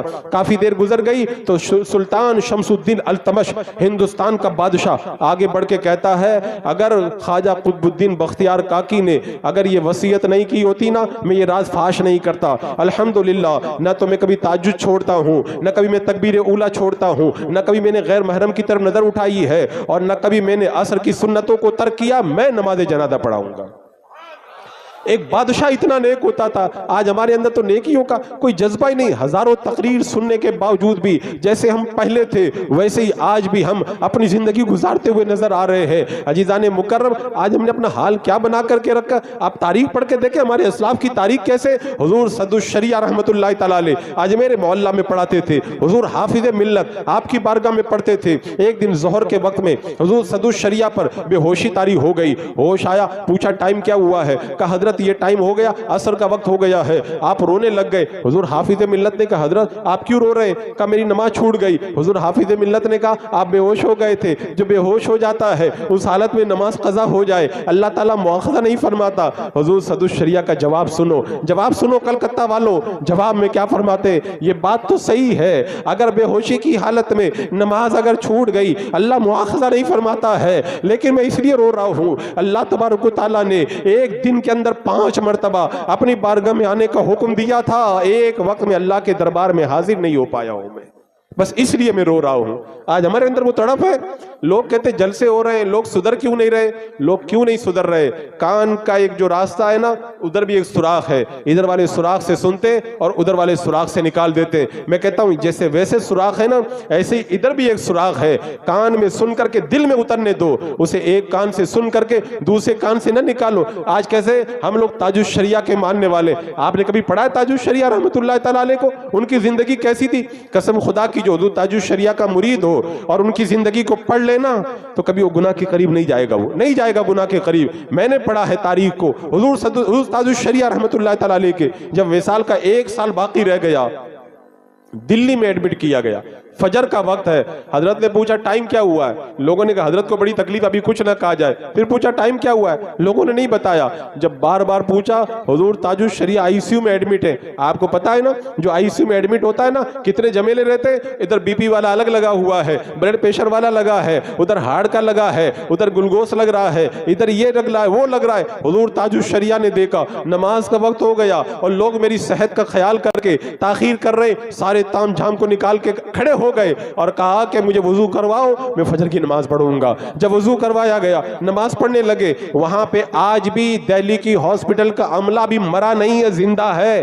جا کر کے پوچھ سکتے ہیں. حضور تاج الشریعہ آئی سی یو کے جس وارڈ کے اندر ایڈمٹ تھے اسی کے سامنے والے بیڈ پر ایک امریکہ کا مریض تھا جس کے دونوں گردے فیل ہو گئے تھے. ڈاکٹروں نے کہا تھا نہیں بچے گا, بس سیوا کرو, اس کی سیوا کرو. اب اس نے حضور تاج الشریعہ کو جب نماز پڑھتے دیکھا اپنی ماں سے کہنے لگا اس بابا کو اپنے خدا سے کتنا پیار ہے, کاش ہمیں بھی اپنے خدا سے اتنا پیار ہو جائے. کہا دیکھو اس بابا کو اپنے خدا سے کتنا پیار ہے. اے میری ماں میرے سر کو اونچا کر دو, بابا کو دیکھتا ہوں تو بڑا لطف آتا ہے. ہم بھی دیکھتے تھے, ہمیں بڑا لطف آتا تھا.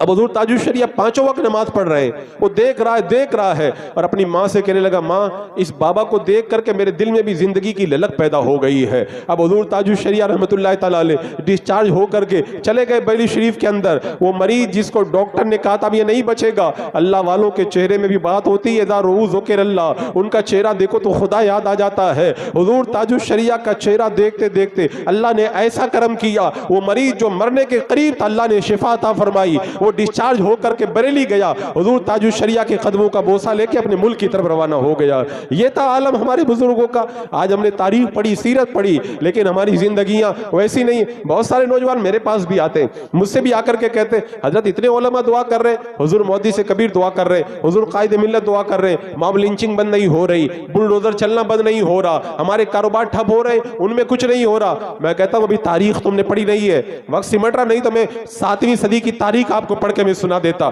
7ویں صدی کی جو تاریخ ہے نا, اے کلکتہ والوں کبھی پڑھ کر کے دیکھنا, 7ویں صدی کی جو تاریخ ہے اس کے بارے میں علماء نے لکھا ہے اسلام پر ایسی مصیبت کبھی نہیں آئی ہے, اور یاجوج ماجوج کے علاوہ قیامت آنے سے پہلے اتنی بڑی مصیبت کبھی آئے گی بھی نہیں. معلوم ہے مسلمانوں کا خون اس طرح بہایا گیا, مسلمانوں کے سروں کے مینار تعمیر کیے گئے. چنگیز خان نے پورے ایران کے مسلمانوں کو جو ہے وہ پوری طرح سے قتل کیا, پورے بخارا کو جلا کے راکھ کر دیا, سمرقند کے سارے مسلمانوں کو مار ڈالا, ترکستان کے پورے مسلمانوں کو ذبح کر ڈالا. پوری تاریخ آپ پڑھ کر کے دیکھیں ان چنگیزیوں نے کیا کیا. اس کے بعد میں 656 کے اندر ہلاکو خان نے جب بغداد پہ حملہ کیا تھا تو بغداد کے اندر 40 دن تک مسلمانوں کا جو قتل عام ہوتا رہا, کوئی مسلمان زندہ نظر نہیں آتا تھا, اور مسلمانوں کے خون سے دریائے دجلہ کا پانی بھی لال ہو کر کے بہ رہا تھا. لیکن میں آپ کو بتانا کیا چاہتا ہوں, سنو, آپ کیا سمجھتے ہو یہ جو کچھ ہوا کیوں ہوا؟ قسم خدا کی میں نے تاریخ کے اندر جھانک کر کے دیکھا ہے, مصیبتیں ایسی نہیں آتی ہیں, ایسے نہیں آتی ہیں. یہ جب ہلاکو خان نے بغداد پہ حملہ کیا نا, اس سے پہلے بغداد کی تاریخ پڑھ کے دیکھو. ایک مجذوب تھا بغداد میں, چلا چلا کے کہتا تھا اے لوگو اللہ کا عذاب آ رہا ہے, ڈرو ڈرو, گناہوں سے بعد آ جاؤ. لوگ کہتے تھے تو پاگل ہے, دیوانہ ہے, اس کی بات کی طرف توجہ مت دو. آج ہم جو چلا رہے ہیں نا, لوگ ہمیں بھی دیوانہ کہہ رہے ہیں, ہمیں بھی بغداد کے اس مجذوب کی طرح سمجھو, ہم بھی تمہیں خطرے سے آگاہ کر رہے ہیں. اگر گناہوں سے توبہ نہیں کی نا تو طوفان تمہارے دروازوں پہ دستک دے رہے ہیں. معلوم ہے بغداد کی حالت کیا تھی تب جا کر کے یہ طوفان بغداد میں آیا تھا؟ آپ تاریخ پڑھ کر کے دیکھیں. اس وقت بغداد کے اندر جو بادشاہ کے مصائب تھے, 2 شہزادوں نے اپنے بچوں کی شادیوں کے اندر اتنا بڑا جائز دیا تھا کہ اگر آج کا کروڑپتی دیکھ لے وہ بھی حیران ہو کر کے رہ جائے. آپ 620 کی تاریخ پڑھ کے دیکھیں, عید کے دن جو بادشاہ کا جلوس نکلا تھا, سارا شہر جلوس دیکھنے کے لیے گیا. عید کی نماز آدھی رات کے بعد جا کر کے پڑھی گئی تھی, اور 624 کے اندر جب بقرعید کا دن آیا پورا شہر بغداد کے باہر نکل گیا اور بادشاہ کا جلوس دیکھنے لگا. یہاں تک کہ جب سورج ڈوبنے لگا تب جا کر کے انہوں نے بقرعید کی نماز پڑھی تھی. تاریخ پڑھ کے دیکھیں, ایک امیر الشرابی کے ایک غلام نے 3000 سونے کے سکوں کا پرندہ منگوایا اور اس کی قیمت ادا کی. ایک شادی کے اندر 4000 دینار سونے کے سکے لٹائے, اور ادھر مدرسہ عباسیہ کا جو سب سے بڑا مدرسہ تھا اس کے اندر پڑھانے والے سب سے بڑے عالم کی تنخواہ صرف 13 دینار تھی. جب ایسے حالات ہو جاتے, علم کی قدر نہیں کی جاتی ہے, علماء کی قدر نہیں کی جاتی ہے, عیاشیوں میں پیسہ اڑایا جاتا ہے, تب اللہ کا عذاب ہلاکوں کی شکل کے اندر ٹوٹ پڑتا ہے. رب نے قرآن میں فرما دیا ہے ظہر الفساد فی البر والبحر, خشکی اور تری کے اندر جتنا فساد ہے بما کسبت ایدی الناس, تمہارے گناہوں کی وجہ سے ہے. رب ارشاد فرماتا ہے فکلن اخذنا بذنبہ, ہم نے جن کو بھی برباد کیا ہے گناہوں کی وجہ سے برباد کیا ہے. فاہلکناہم بذنوبہم, ہم نے سب کو ہلاک کیا ہے گناہوں کی وجہ سے ہلاک کیا ہے. عزیزان مکرم, آج وقت ہے, حضرت انس نے کہا 2 دنوں کو یاد رکھنا. اچھا میں وہ حدیث سنانے جا رہا تھا, بات ادھر آ گئی. شیخ شبلی کہتے ہیں 400 علماء کی بارگاہ میں گیا, 4000 حدیثیں میں نے لی, ایک حدیث پہ عمل کرو زندگی سنور جائے گی. فرماتے وہ حدیث پاک یہ ہے جتنا دنیا میں رہنا ہے اتنا دنیا کے لیے کرو. دنیا میں کتنا رہنا آپ مجھے بتائیں, 50 سال, 100 سال, 200 سال؟ میرے آقا نے فرمایا میری امت کی عمریں 60 اور 70 کے درمیان ہوں گی. دنیا میں جتنا رہنا اتنا دنیا کے لیے کرو. پھر میرے آقا فرماتے جتنا آخرت میں رہنا ہے اتنا آخرت کے لیے کرو. آپ کو پتا ہے آخرت میں کتنا رہنا ہے؟ وہ تو کوئی نہیں بتا سکتا. آخرت کا جو پہلا دن ہوگا وہ 50,000 سال کا ایک دن ہوگا. فرمایا جتنا آخرت میں رہنا ہے اتنا آخرت کے لیے کرو. اور اس کے بعد میں فرمایا جتنا تم جہنم کا عذاب برداشت کر سکتے ہو اتنا ہی جہنم کے لیے کرو. جہنم کا عذاب کتنا برداشت کر سکتے ہیں؟ اللہ اکبر. ابھی جانا ایک موم بتی جلانا, اپنی انگلی کو رکھ کر کے دیکھ لینا, دنیا کی آگ 1 منٹ نہیں برداشت کر سکتے, جہنم کی آگ کتنی برداشت کر پائیں گے؟ فرمایا جتنا آگ کو برداشت کر سکتے ہو اتنا آگ کے لیے کرو, اور جتنا تم اللہ کے محتاج ہو اتنا اللہ کے لیے کرو. ہم ہر سانس میں اللہ کے محتاج ہیں. سانس اندر گیا اللہ کے محتاج, باہر آیا ہم اللہ کے محتاج. تو بندے کو چاہیے اسی قدر جو ہے وہ اللہ کی بارگاہ کے اندر عبادتیں کرتا رہے. عزیزان مکرم, آج پورا نظام تبدیل ہو چکا ہے, گناہوں کا ایسا ماحول بپا ہے لوگوں کے درمیان, بار بار تقریر ہو رہی ہے, لوگوں پہ کوئی اثر ہوتا ہوا نظر نہیں آتا. بات کیا ہے؟ آج ہم نے دنیا سے اتنا دل لگا لیا, ایسا لگتا ہے جسے ہم کو مرنا ہی نہیں ہے. حضرت انس کہتے پھر 2 راتوں کو بھی ہمیشہ یاد رکھو. پہلی رات وہ رات ہے جب ہمیں قبر کے اندر رکھ دیا جائے. حدیث پاک میں آتا ہے بندے کو جب قبر میں رکھا جاتا ہے, بندہ جو نمازی ہے, فرشتے آتے اس کو آ کے جگاتے ہیں, کسی وقت بھی دفن کر دو اس کو ایسا لگتا ہے جیسے سورج ڈوبنے والا ہے. وہ کہتا رک جاؤ میں نے عصر کی نماز نہیں پڑھی ہے. فرشتے کہتے تم دنیا میں نہیں ہو, اب تم قبر کے اندر آ گئے ہو, اور وہی وہ گھر ہے جس کے بارے میں اعلیٰ حضرت نے فرمایا تھا, اندھیرا گھر, اکیلی جان, دم گھٹتا, دل اکتاتا, خدا کو یاد کر پیارے وہ ساعت آنے والی ہے. اعلیٰ حضرت کتنے بڑے اللہ کے ولی شیخ مجدد الف ثانی فرماتے ہیں جو مجدد ہوتا ہے اپنے زمانے کے سارے ولیوں کا سردار ہوتا ہے. اعلیٰ حضرت ولیوں کے سردار, لیکن اپنے انتقال کے وصیت کرتے جب مجھے قبر میں رکھ دو نا, میری قبر کے پاس میں بیٹھ کر کے اتنی دیر قرآن پڑھنا کہ میرا نئے گھر کے اندر دل لگ جائے. جب اللہ کا اتنا بڑا ولی اس پہلی رات سے اتنا ڈرتا ہے, آج ہمارے پاس میں کون سا اعمال کا توشہ ہے, کون سا اعمال کا توشہ ہے؟ ہمیں تو اللہ سے اور بھی زیادہ ڈرنا چاہیے. حضرت انس کہتے ہیں قبر کی وہ ایک رات کو, پہلی رات کو یاد رکھو, اور اس کے بعد فرمایا دوسری رات. یہ دوسری رات معلوم ہے کون سی ہے؟ فرماتے ہیں دوسری رات یہ قبر کی آخری رات ہے.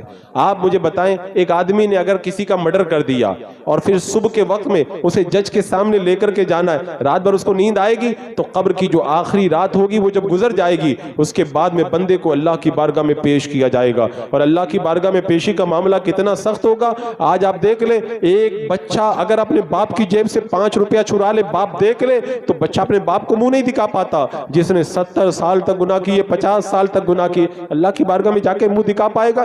رات کا وقت ہے, ایک بچہ اٹھ گیا اور پریشان ہوا, باپ نے پوچھا میرے بیٹے تم پریشان کیوں ہو؟ کہا ابا جان کل جمعرات کا دن ہے, ہفتے بھر میں جتنا سبق ہم کو پڑھایا گیا ہے کل جمعرات کو استاد سنے گا, مجھے سبق یاد نہیں ہے, میں ڈر رہا ہوں, استاد کو جا کے کیسے سناؤں گا؟ باپ رونے لگ گیا. بیٹے نے کہا ابا جان آپ کیوں رونے لگ گئے؟ کہا بیٹا تجھے ہفتے کا سبق نہیں یاد رہے تو استاد کی مار سے اتنا ڈر رہا ہے, مجھے 70 سال ہو گئے گناہ کرتے کرتے, مجھے یہ یاد آیا میں اللہ کی بارگاہ میں جا کے کیا منہ دکھاؤں گا. تو استاد کے پاس جاتے ہوئے ڈر رہا ہے تو میں 70 سال کے گناہوں کا اللہ تبارک و تعالیٰ کی بارگاہ میں جا کر کے کس منہ سے حساب دوں گا؟ اگر قسم خدا کی ہمارے دل کے اندر یہ فکر پیدا ہو جائے نا, حضرت کعب آبار کہتے قیامت کے میدان میں بندہ اگر 70 نبیوں کے اعمال لے کر کے آئے تب بھی اس کو لگے گا میں نے تو بہت کم نیکیاں کی, کاش میں کچھ نیکیاں اور کر لیتا تو بڑا اچھا ہو جاتا, بڑا اچھا ہو جاتا. آج وقت ہے. اور ایک بات میں اور بتاتا ہوں, ماہ رمضان آ رہا ہے نا, میں نے بہت سے لوگوں کو دیکھا ہے کہتے ہیں ماہ رمضان آئے گا تو ہم لوگ نیک بن جائیں گے. پھر رمضان آتا بولے چلو آج پہلا روزہ ہے, دوسرے روزے سے نیک بن جائیں گے, چلو تیسرا ہے, اور دیکھتے دیکھتے پورا رمضان گزر جاتا ہے. آج میں یہ پیغام آپ کو دے کر کے جا رہا ہوں, آپ مکان بناتے ہو ڈائریکٹ تو نہیں بناتے ہو نا, پہلے منصوبہ بناتے ہو. شادی کرتے ہو نا ڈائریکٹ نہیں کرتے ہو, پہلے حال بک کرتے ہو, کھانا وغیرہ سب پورا چیک کرتے ہو, ہر دنیا کا کام کرتے ہو, منصوبہ بناتے ہو. تو پھر رمضان المبارک کے لیے نیکیوں کا منصوبہ کیوں نہیں بناتے؟ منصوبہ بنانے کا طریقہ میں بتاؤں. ایک بزرگ ہے روزانہ جنگل میں جاتے تھے, گھاس کاٹ کے لاتے تھے, بیچتے تھے, اپنی روزی کا انتظام کرتے تھے. ایک دن ان کے دماغ میں خیال آیا اگر میں تھوڑی گھاس زیادہ کاٹ کر کے لے آؤں تو جمعہ کے دن جنگل میں نہیں جانا پڑے گا اور جمعہ کا دن پورا دن عبادت میں گزاروں گا. وہ روزانہ جنگل میں جاتے, تھوڑی گھاس زیادہ کاٹ کر کے لاتے, اس کو رکھ دیتے اور روزانہ بیچ کر کے کماتے. جمعہ کا دن آتا تو زیادہ جو گھاس لائے تھے ان سب کو اکٹھا کر کے بیچ دیتے اور پھر اس دن جنگل میں نہیں جاتے اور پھر پورا جمعہ کا دن عبادت کرتے تھے. بندہ اگر منصوبہ بنائے نا تو عبادت کے لیے اپنے وقت کو خالی کر سکتا ہے. ایک چونٹی چھوٹا سا جانور ہے, اللہ تبارک و تعالیٰ نے اس کو کتنی عقل دی ہے, کتنی عقل دی ہے. وہ چونٹی بارش کے لیے اور گرمی کے لیے سردی میں راشن جمع کر لیتی اپنے بل کے اندر. میں گرمی میں نہیں نکل پاؤں گی, میں بارش میں نہیں نکل پاؤں گی. تو کیا ہمیں ماہ رمضان کے لیے پوری تیاری نہیں کرنا چاہیے کہ رمضان میں ہم باہر نہیں جائیں گے, زیادہ سے زیادہ عبادت کریں گے, کام سے فارغ ہو کے آئیں گے, زیادہ سے زیادہ عبادت کریں گے. حضرت عمر رضی اللہ تعالیٰ عنہ کا منصوبہ میں بتاؤں, جب میرے آقا صلی اللہ تعالیٰ علیہ وسلم نے مکہ سے ہجرت کی مدینہ تشریف لے گئے اور مدینے میں 3 مدرسے چلتے تھے, وہ تینوں کے تینے مدرسے مسجد نبوی میں آ کر جمع ہو گئے. میرے آقا صلی اللہ تعالیٰ علیہ وسلم انہیں دین کی دولت سے مالا مال کر رہے ہیں. حضرت عمر رضی اللہ تعالیٰ عنہ کا جو پڑوسی تھا وہ ایک انصاری تھا. اب حضرت عمر نے اپنے پڑوسی سے کہا کمانا بھی ضروری ہے, اگر کمائیں گے نہیں تو بچوں کو کیا کھلائیں گے, اور حضور جو علم دے رہے وہ علم لینا بھی ضروری ہے, کیا کریں, کمانے جائیں کہ حضور کی بارگاہ میں جائیں؟ حضرت عمر نے منصوبہ بنایا. معلوم ہے کیا منصوبہ بنایا؟ حضرت عمر نے کہا انصاری ایک کام کرو, ایک دن میں حضور کی بارگاہ میں جاؤں گا اور تم کمانے چلے جانا, میں آ کر کے تمہیں بتا دوں گا آج سرکار نے کیا کیا پڑھایا ہے, اور دوسرے دن میں کمانے چلا جاؤں گا, تم حضور کی بارگاہ میں چلے جانا اور مجھ کو آ کر کے بتا دینا دینا آج حضور صلی اللہ تعالیٰ علیہ وسلم نے کیا کیا بتایا تھا، یعنی باری لگا لگا کر کے حضرت عمر نے پڑھ کر کے بتا دیا بندہ اگر منصوبہ بنائے نا تو بچوں کو بھی پال سکتا ہے اور نیکی بھی کر سکتا ہے۔ آج ہمارے پاس میں ساری دنیا کے منصوبے، لیکن دین کے لیے نیکی کے لیے ہمارے پاس میں کوئی منصوبہ نہیں ہے۔ ہمارے بزرگوں نے تو ایک ایک نیکی کے لیے معلوم ہے کتنی قربانیاں دی ہیں۔ میں نے ایک روایت میں پڑھا قیامت کا دن ہوگا، ایک بندہ اپنی بیوی کے پاس جا کر کے کہے گا میری بیوی تو یہ بتا میرے بارے میں تیرا کیا خیال ہے؟ بیوی کہے گی تم بڑے اچھے شوہر ہو، تم نے یہ کیا وہ کیا۔ آخر کے اندر وہ کہے گا اے میری بیوی جب تم میری اتنی تعریف کر رہی ہو مجھے ایک نیکی کی ضرورت ہے، ایک نیکی تم مجھے دے دو۔ بیوی کہے گی میں نیکی تو نہیں دے سکتی، پتہ نہیں بعد میں مجھ کو نیکی کی ضرورت پڑ جائے، تم کو جو معاملہ پیش آیا مجھے بھی تو پیش آ سکتا ہے، میں نیکی نہیں دیتی ہوں۔ وہ اپنے بیٹے کے پاس جائے گا اور جانے کے بعد میں کہے گا بیٹا میرے بارے میں تیرا کیا خیال ہے؟ بیٹا کہے گا ابا جان آپ بڑے اچھے ہیں، آپ نے یہ کیا وہ کیا وہ کیا۔ باپ کہے گا میرے بیٹے مجھے ایک نیکی کی ضرورت ہے، تھوڑی سی نیکی تم مجھے دے دو۔ تو بیٹا کہے گا ابا جان آپ ہے تو بڑے اچھے، لیکن ہو سکتا ہے مجھے بھی نیکی کی ضرورت پڑ جائے، ابھی میرا حساب بھی باقی ہے، میں نیکی نہیں دے سکتا ہوں۔ اگر قیامت کے میدان میں ایک نیکی پڑ جائے، کم پڑ جائے نا، بندہ اس کے لیے اپنی بیوی کے پاس جائے، بیوی نہ دے بیٹا نہ دے۔ اور آج تو اللہ کا اتنا کرم ہے، اگر آپ کے پاس میں 1 منٹ کا وقت ہے، 1 منٹ میں 3 مرتبہ قل واللہ شریف پڑھ لو، اللہ پورے قرآن پڑھنے کا ثواب عطا فرما دے گا۔ اگر آپ کے پاس میں 5 منٹ ہے، 100 مرتبہ سبحان اللہ وبحمدہ سبحان اللہ العظیم پڑھ لو، اگر سمندر کے جھاگ کے برابر بھی گناہ ہے اللہ سارے گناہوں کو معاف فرما دے گا۔ آج نیکی کرنا اتنا آسان ہے، لیکن مرنے کے بعد میں عالم کیا ہو جائے گا؟ ایک بار ایک بندے کا انتقال ہوا، اس کے بھائی نے اس کو خواب میں دیکھا، پوچھا میرے بھائی تمہیں کیا چاہیے، تمہیں کیا چاہیے؟ تو بھائی کہنے لگا مجھے کچھ نہیں چاہیے، میرے مرنے کے بعد میں تم نے جو میری قبر کے پاس میں 2 رکعت پڑھی تھی کاش وہ 2 رکعت پڑھنے کا موقع اللہ مجھے عطا فرما دے۔ بندہ مرنے کے بعد 2 رکعت کے لیے ترس جاتا ہے۔ قرآن میں آیا نا بندہ کہے گا اللہ رب ارجعون رب ارجعون، اللہ مجھے دنیا میں بھیج دے، لعلی اعمل صالحا فیما ترکت کلا، اللہ میں نیک کام کروں گا، انہا کلمۃ هو قائلها۔ بندہ یہ بات کہے گا، اس سے کہا جائے گا نادان جو دنیا سے چلا جاتا ہے دوبارہ اسے دنیا میں نہیں بھیجا جاتا ہے۔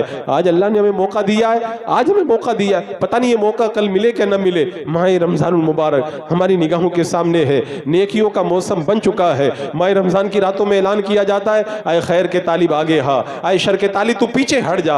آج یہ آوازیں آ رہی ہے، آپ حضرات نیکیوں کا موسم بنائیں گے، ماہ رمضان میں عبادت کریں گے۔ کون کون دل لگا کے عبادت کرے گا؟ ہاتھ اٹھا کے وعدہ کریں انشاءاللہ۔ ارے میں کہتا ہوں آج اللہ نے موقع دیا، اگر ہم پوری طرح تیاری کر لینا۔ اب سوال یہ پیدا ہوتا ہے ماہ رمضان میں ہم کریں تو کیا کریں، کیا کریں؟ آؤ میں آپ کو وظیفہ بتاتا ہوں جو میرے آقا نے بتا دیا ہے۔ اللہ کے رسول علیہ الصلوۃ والسلام ارشاد فرماتے اگر ماہ رمضان مل جائے تو 4 کام کرو۔ کتنے کام کرو؟ 4 کام کرو۔ آپ وہ چاروں کام کرنے کا پختہ وعدہ کر لیں۔ میرے آقا ارشاد فرماتے ہیں اگر ماہ رمضان مل جائے تو پہلا کام یہ کرو لا الہ الا اللہ محمد رسول اللہ، یہ کلمہ زیادہ سے زیادہ پڑھا کرو، یہ کلمہ زیادہ سے زیادہ پڑھا کرو۔ یہ کلمہ معلوم ہے کتنا بڑا وظیفہ ہے؟ حضرت موسیٰ علیہ السلام نے رب کی بارگاہ میں عرض کیا مولا مجھے کوئی وظیفہ بتا، رب نے یہی وظیفہ بتایا۔ تو موسیٰ علیہ السلام نے کہا مولا یہ وظیفہ تو سب پڑھتے ہیں، کوئی خاص وظیفہ بتا؟ رب نے ارشاد فرمایا موسیٰ اگر میزان عمل کے اندر ایک پلڑے میں 7 آسمان اور زمینوں کو رکھا جائے اور دوسرے پلڑے کے اندر اس کلمے کو رکھ دیا جائے، اس کلمے کے سامنے 7 آسمان اور زمین ہلکے پڑ جائیں گے، یہ کلمہ سب پہ بھاری پڑ جائے گا۔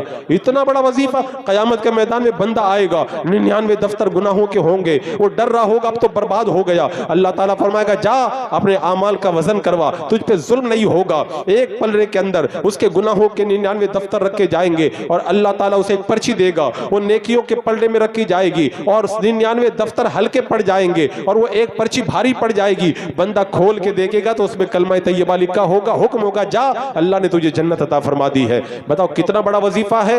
مجھے یاد آتا ہے میں یہ وظیفہ آپ بھی کرنا شروع کر دے، آج سے شروع کر دے، عید تک 70,000 مرتبہ کلمہ شریف پڑھ لیں۔ روایت میں آتا جو 70,000 بار کلمہ پڑھ لے، اگر اپنے لیے پڑھے اللہ اس کی مغفرت فرما دے، اور اس کا ثواب اگر اپنے مرحوم کو پہنچا دے اللہ مرحوم کی مغفرت فرما دے۔ روزانہ 1500 1600 1700 مرتبہ پڑھیں گے کلمہ طیبہ دے کے، عید تک 70,000 بار پڑھ لیں گے، اللہ تعالیٰ آپ کی نجات کا سامان پیدا فرما دے گا۔ تو میرے آقا فرماتے ماہ رمضان مل جائے تو پہلا کام کیا کرو؟ کثرت سے کلمہ طیبہ پڑھو، اور اس کے بعد میں دوسرا کام میرے آقا ارشاد فرماتے ہیں اگر ماہ رمضان مل جائے تو کیا کرو؟ اللہ کی بارگاہ میں زیادہ سے زیادہ توبہ استغفار کرو۔ توبہ استغفار کا یہ مطلب نہیں ہوتا ہے توبہ توبہ، توبہ استغفار کا مطلب یہ ہوتا ہے اپنے گناہوں کو یاد کرے، اور گناہوں کو یاد کر کے اللہ کی بارگاہ میں وعدہ کرے اللہ آج کے بعد میں یہ گناہ میں کبھی نہیں کروں گا۔ حضرت ابراہیم بن ادہم رضی اللہ تعالیٰ عنہ ایک بار بغداد کے ایک جو ہے وہ عراق کے گاؤں میں چلے گئے۔ جب گاؤں میں گئے، رات کا وقت ہوا، مسجد کے اندر پہنچے، مؤذن صاحب نے کہا رات ہو گئی ہے، مسجد سے باہر نکلیے۔ کہا مسافر آدمی ہوں، مجھے مسجد کے اندر رہنے کا تھوڑا موقع دے دیجئے۔ کہا نہیں، آپ کو باہر نکلنا ہوگا۔ کہا مسافر آدمی رہنے دیا جائے۔ مؤذن صاحب نے پکڑ کر کے باہر پھینک دیا۔ باہر ایک روٹی بنانے والا کھڑا تھا، کہا آئیے میرے گھر پہ آ کے آرام کر لیجئے۔ گھر پہ لے گیا، بستر لگایا، دسترخوان لگایا، کھانا لا کے رکھا۔ حضرت ابراہیم بن ادہم نے دیکھا یہ جب بھی آتا ہے اس کے ہونٹ چلتے رہتے۔ پوچھا تو کیا پڑھتا ہے؟ کہا میں استغفار کرتا رہتا ہوں۔ کہا استغفار کرنے سے کیا ملتا ہے؟ کہا جو مانگتا ہوں اللہ سب عطا فرما دیتا ہے۔ کہا سب مل جاتا ہے؟ کہا سب مل جاتا ہے۔ کہا کوئی دعا ایسی بھی ہے قبول نہیں ہوئی؟ کہا استغفار کی برکت سے اللہ نے میری ہر دعا قبول فرمائی، صرف ایک دعا باقی رہ گئی ہے جو ابھی قبول نہیں ہوئی ہے۔ حضرت ابراہیم بن ادہم نے کہا بتاؤ کون سی دعا قبول نہیں ہوئی؟ کہا میں نے دعا کہ اللہ مرنے سے پہلے مجھے ابراہیم بن ادہم کا چہرہ دکھا دے۔ حضرت ابراہیم بن ادہم کہتے سن، اللہ نے تیری یہ دعا بھی قبول فرما دی اور مجھے پکڑ کے تیرے دروازے پہ لا کر کے ڈال دیا ہے۔ بندہ اگر کرے نا اللہ کی بارگاہ میں توبہ، میرے آقا نے فرمایا ماہ رمضان مل جائے تو زیادہ سے زیادہ اللہ کی بارگاہ میں توبہ استغفار کرو۔ اس کے بعد میرے آقا فرماتے تیسرا کام، ماہ رمضان مل جائے تو اللہ کی بارگاہ میں جہنم سے بچنے کی دعا کرو، اور چوتھا کام ماہ رمضان مل جائے تو اللہ کی بارگاہ میں زیادہ سے زیادہ جنت کا سوال کرو۔ لوگ کیا سمجھتے اے اللہ مجھے جہنم سے بچا لے اور مجھے جنت عطا فرما دے، یہ مطلب نہیں ہے۔ ایک لسٹ بناؤ کون کون سے کام میں جنتیوں والے کرتا ہوں، کون کون سے کام جہنمیوں والے کرتا ہوں۔ اس کے بعد میں ماہ رمضان آ جائے اللہ کی بارگاہ میں دعا کرو نا اے اللہ مجھے جہنم سے بچا، تو جو جہنمیوں والے کام ہیں ان کاموں کو چھوڑ دے، اور جب یہ دعا کرے اے اللہ مجھے جنت عطا فرما، تو جو جنتیوں والے کام ہیں ان جنتیوں والے کاموں کو کرنے لگ جائے۔ یہ مطلب ہوتا ہے دعا کا، ورنہ خالی زبان سے جنت مانگے اور ادھر کام جہنمیوں والے کرے۔ اگر آپ کو جانا ہو کسی جگہ پر اور آپ ٹکٹ کہیں اور لے کر کے چلے جائیں تو اپنی منزل تک نہیں پہنچیں گے، اور اگر آپ نے کام جہنمیوں والے کیے تو آپ جنت تک کیسے پہنچ جائیں گے؟ عزیزان مکرم آج وقت ہے اللہ کی بارگاہ میں آ جاؤ اور کثرت سے توبہ استغفار کر کے اللہ کی بارگاہ کے اندر جنت کا سوال کرو اور جہنم سے پناہ مانگو۔ پھر دیکھو اس ماہ رمضان کی برکت سے اللہ تبارک و تعالیٰ کیسے انعام و اکرام کی بارشیں تمہارے اوپر نازل فرماتا ہے۔ باتیں تو بہت تھی، مجھے وہ 4 باتوں کا جو پیغام تھا وہ بھی میں پورا نہیں دے پایا۔ مجھے امید ہے جتنی باتیں میں نے آپ کے سامنے رکھی ہیں ان پر اگر عمل کر لو گے تو انشاءاللہ بیڑا پار ہو جائے گا۔ 5 وقت نماز کی پابندی کریں گے نا آپ لوگ؟ رمضان کی بات نہیں کر رہا ہوں، رمضان سے پہلے بھی اور رمضان کے بعد بھی پڑھیں گے 5 وقت کی نماز۔ اگر آپ سب نمازی بن گئے نا تو سمجھ جاؤ کہ جلسہ کامیاب ہو گیا ہے، ورنہ جیسے آئے تھے ویسے ہی چلے گئے تو پھر جلسہ کرنے کا کوئی مطلب نہیں رہ جاتا ہے۔ حضرت علامہ مفتی وفاء المصطفیٰ صاحب قبلہ نے جو اتنے انتظامات کیے کس لیے کیے؟ اسی لیے تو کیے تاکہ کچھ لوگ آئیں، ان کی زندگیوں کے اندر انقلاب پیدا ہو، اور اپنے بچوں کو علم دین کی طرف مائل کرو تاکہ یہاں پر بھی تمہارے لیے وارے نیارے ہوں اور آخرت کے اندر بھی تمہارے لیے اللہ تبارک و تعالیٰ انعام و اکرام کی بارشیں نازل فرمائے۔ میں نے پڑھا روایت میں جب بچوں کو جو قرآن پڑھاتے ہو نا، قیامت کے دن حدیث پاک میں آتا ہے ماں باپ کو ایسا جوڑا پہنایا جائے گا۔ ہمارے یہاں بمبئی کے اندر کیا ہوتا ہے، جب بہت بڑے امیر کی شادی ہوتی ہے تو 1 لاکھ کا یا 2 لاکھ کا یا 3 لاکھ کا جوڑا پہناتے ہیں، وہ بچی پہن کے چل بھی نہیں پاتی ہے، 5 لاکھ کا جوڑا پہنا دیتے ہیں۔ لیکن روایت میں آتا اپنے بچوں کو قرآن یاد کروا دو نا، قیامت کے دن اللہ تعالیٰ اس کے ماں باپ کو ایسا جوڑا پہنائے گا ساری دنیا اور ساری دنیا کے خزانے مل کر اس جوڑے کا مقابلہ نہیں کر پائے گا۔ کتنا بڑا یہ انعام ہے، کتنا بڑا یہ انعام ہے، بندہ اگر سمجھنا چاہے تو۔ اور قرآن تو دولت بھی بہت بڑی ہے۔ آج ہم نے قرآن کو اپنے گھروں میں طاق میں سجا کے رکھا ہے۔ قرآن طاق میں سجانے کے لیے نہیں ہے، وہ خلیفہ مامون کے دربار کے اندر بحث چل رہی تھی علماء کی، ایک بندہ آیا وہ بھی بحث میں حصہ لیا۔ بعد میں مامون نے بلا کے کہا تم مسلمان تو نہیں لگتے؟ کہا مسلمان نہیں ہوں۔ کہا کلمہ پڑھ لو۔ کہا نہیں، باپ دادا کا دین نہیں چھوڑوں گا۔ 1-2 سال کے بعد پھر آیا تو چہرے پہ داڑھی ہے۔ کہا تم نے کلمہ پڑھ کے اسلام قبول کر لیا؟ کہا ہاں۔ کہا تم اس سے پہلے تو مسلمان ہونے کی دعوت دی تو نہیں ہو رہے، تب کیسے مسلمان ہو گئے؟ کہا ہوا یہ تھا میں بہت اچھا لکھنا جانتا ہوں، میں نے 2 توریت کے نسخے لکھے، 2 انجیل کے نسخے لکھے اور 2 قرآن کے نسخے لکھے، بہت خوبصورت لکھے، اور 6 نسخوں کے اندر تھوڑی تھوڑی غلطی میں نے جان بوجھ کے رکھ دی۔ توریت کو لے جا کے یہودیوں کو دیا، انہوں نے کھول کے دیکھا، ارے بڑی پیاری خوبصورت تحریر ہے، انہوں نے مجھے مبارکباد دی اور اپنے پاس میں انہوں نے توریت کو رکھ لیا۔ عیسائیوں کو لے جا کر کے میں نے انجیل دی، خوبصورت تحریر دیکھی، بہت خوش ہوئے، مجھے انعام دیا اور نسخوں کو رکھ لیا۔ لیکن جب میں قرآن کو لے کر علماء کے پاس گیا، میری تحریر کو دیکھا تو خوش ہوئے، لیکن جب غلطی نظر آئی قرآن کو بند کیا اور کہا لے جاؤ، جس قرآن کے اندر کوئی غلطی لکھی گئی ہو چاہے کتنا بھی خوبصورت ہو، مسلمان اس کی تلاوت نہیں کیا کرتے۔ بولے اس دن میں سمجھ گیا توریت کو بدلا جا سکتا ہے، انجیل کو بدلا جا سکتا ہے، قرآن کو نہیں بدلا جا سکتا۔ میں سمجھ گیا دنیا کے اندر اگر قرآن سچی کتاب ہے تو یہ جس مذہب کی کتاب ہے وہ مذہب اسلام بھی سب سے سچا مذہب ہے۔ میں کلمہ پڑھ کے مسلمان ہو گیا ہوں۔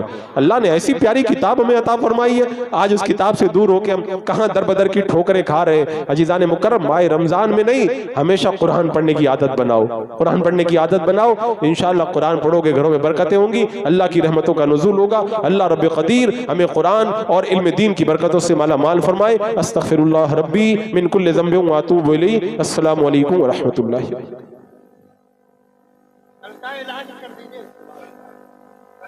ہم نے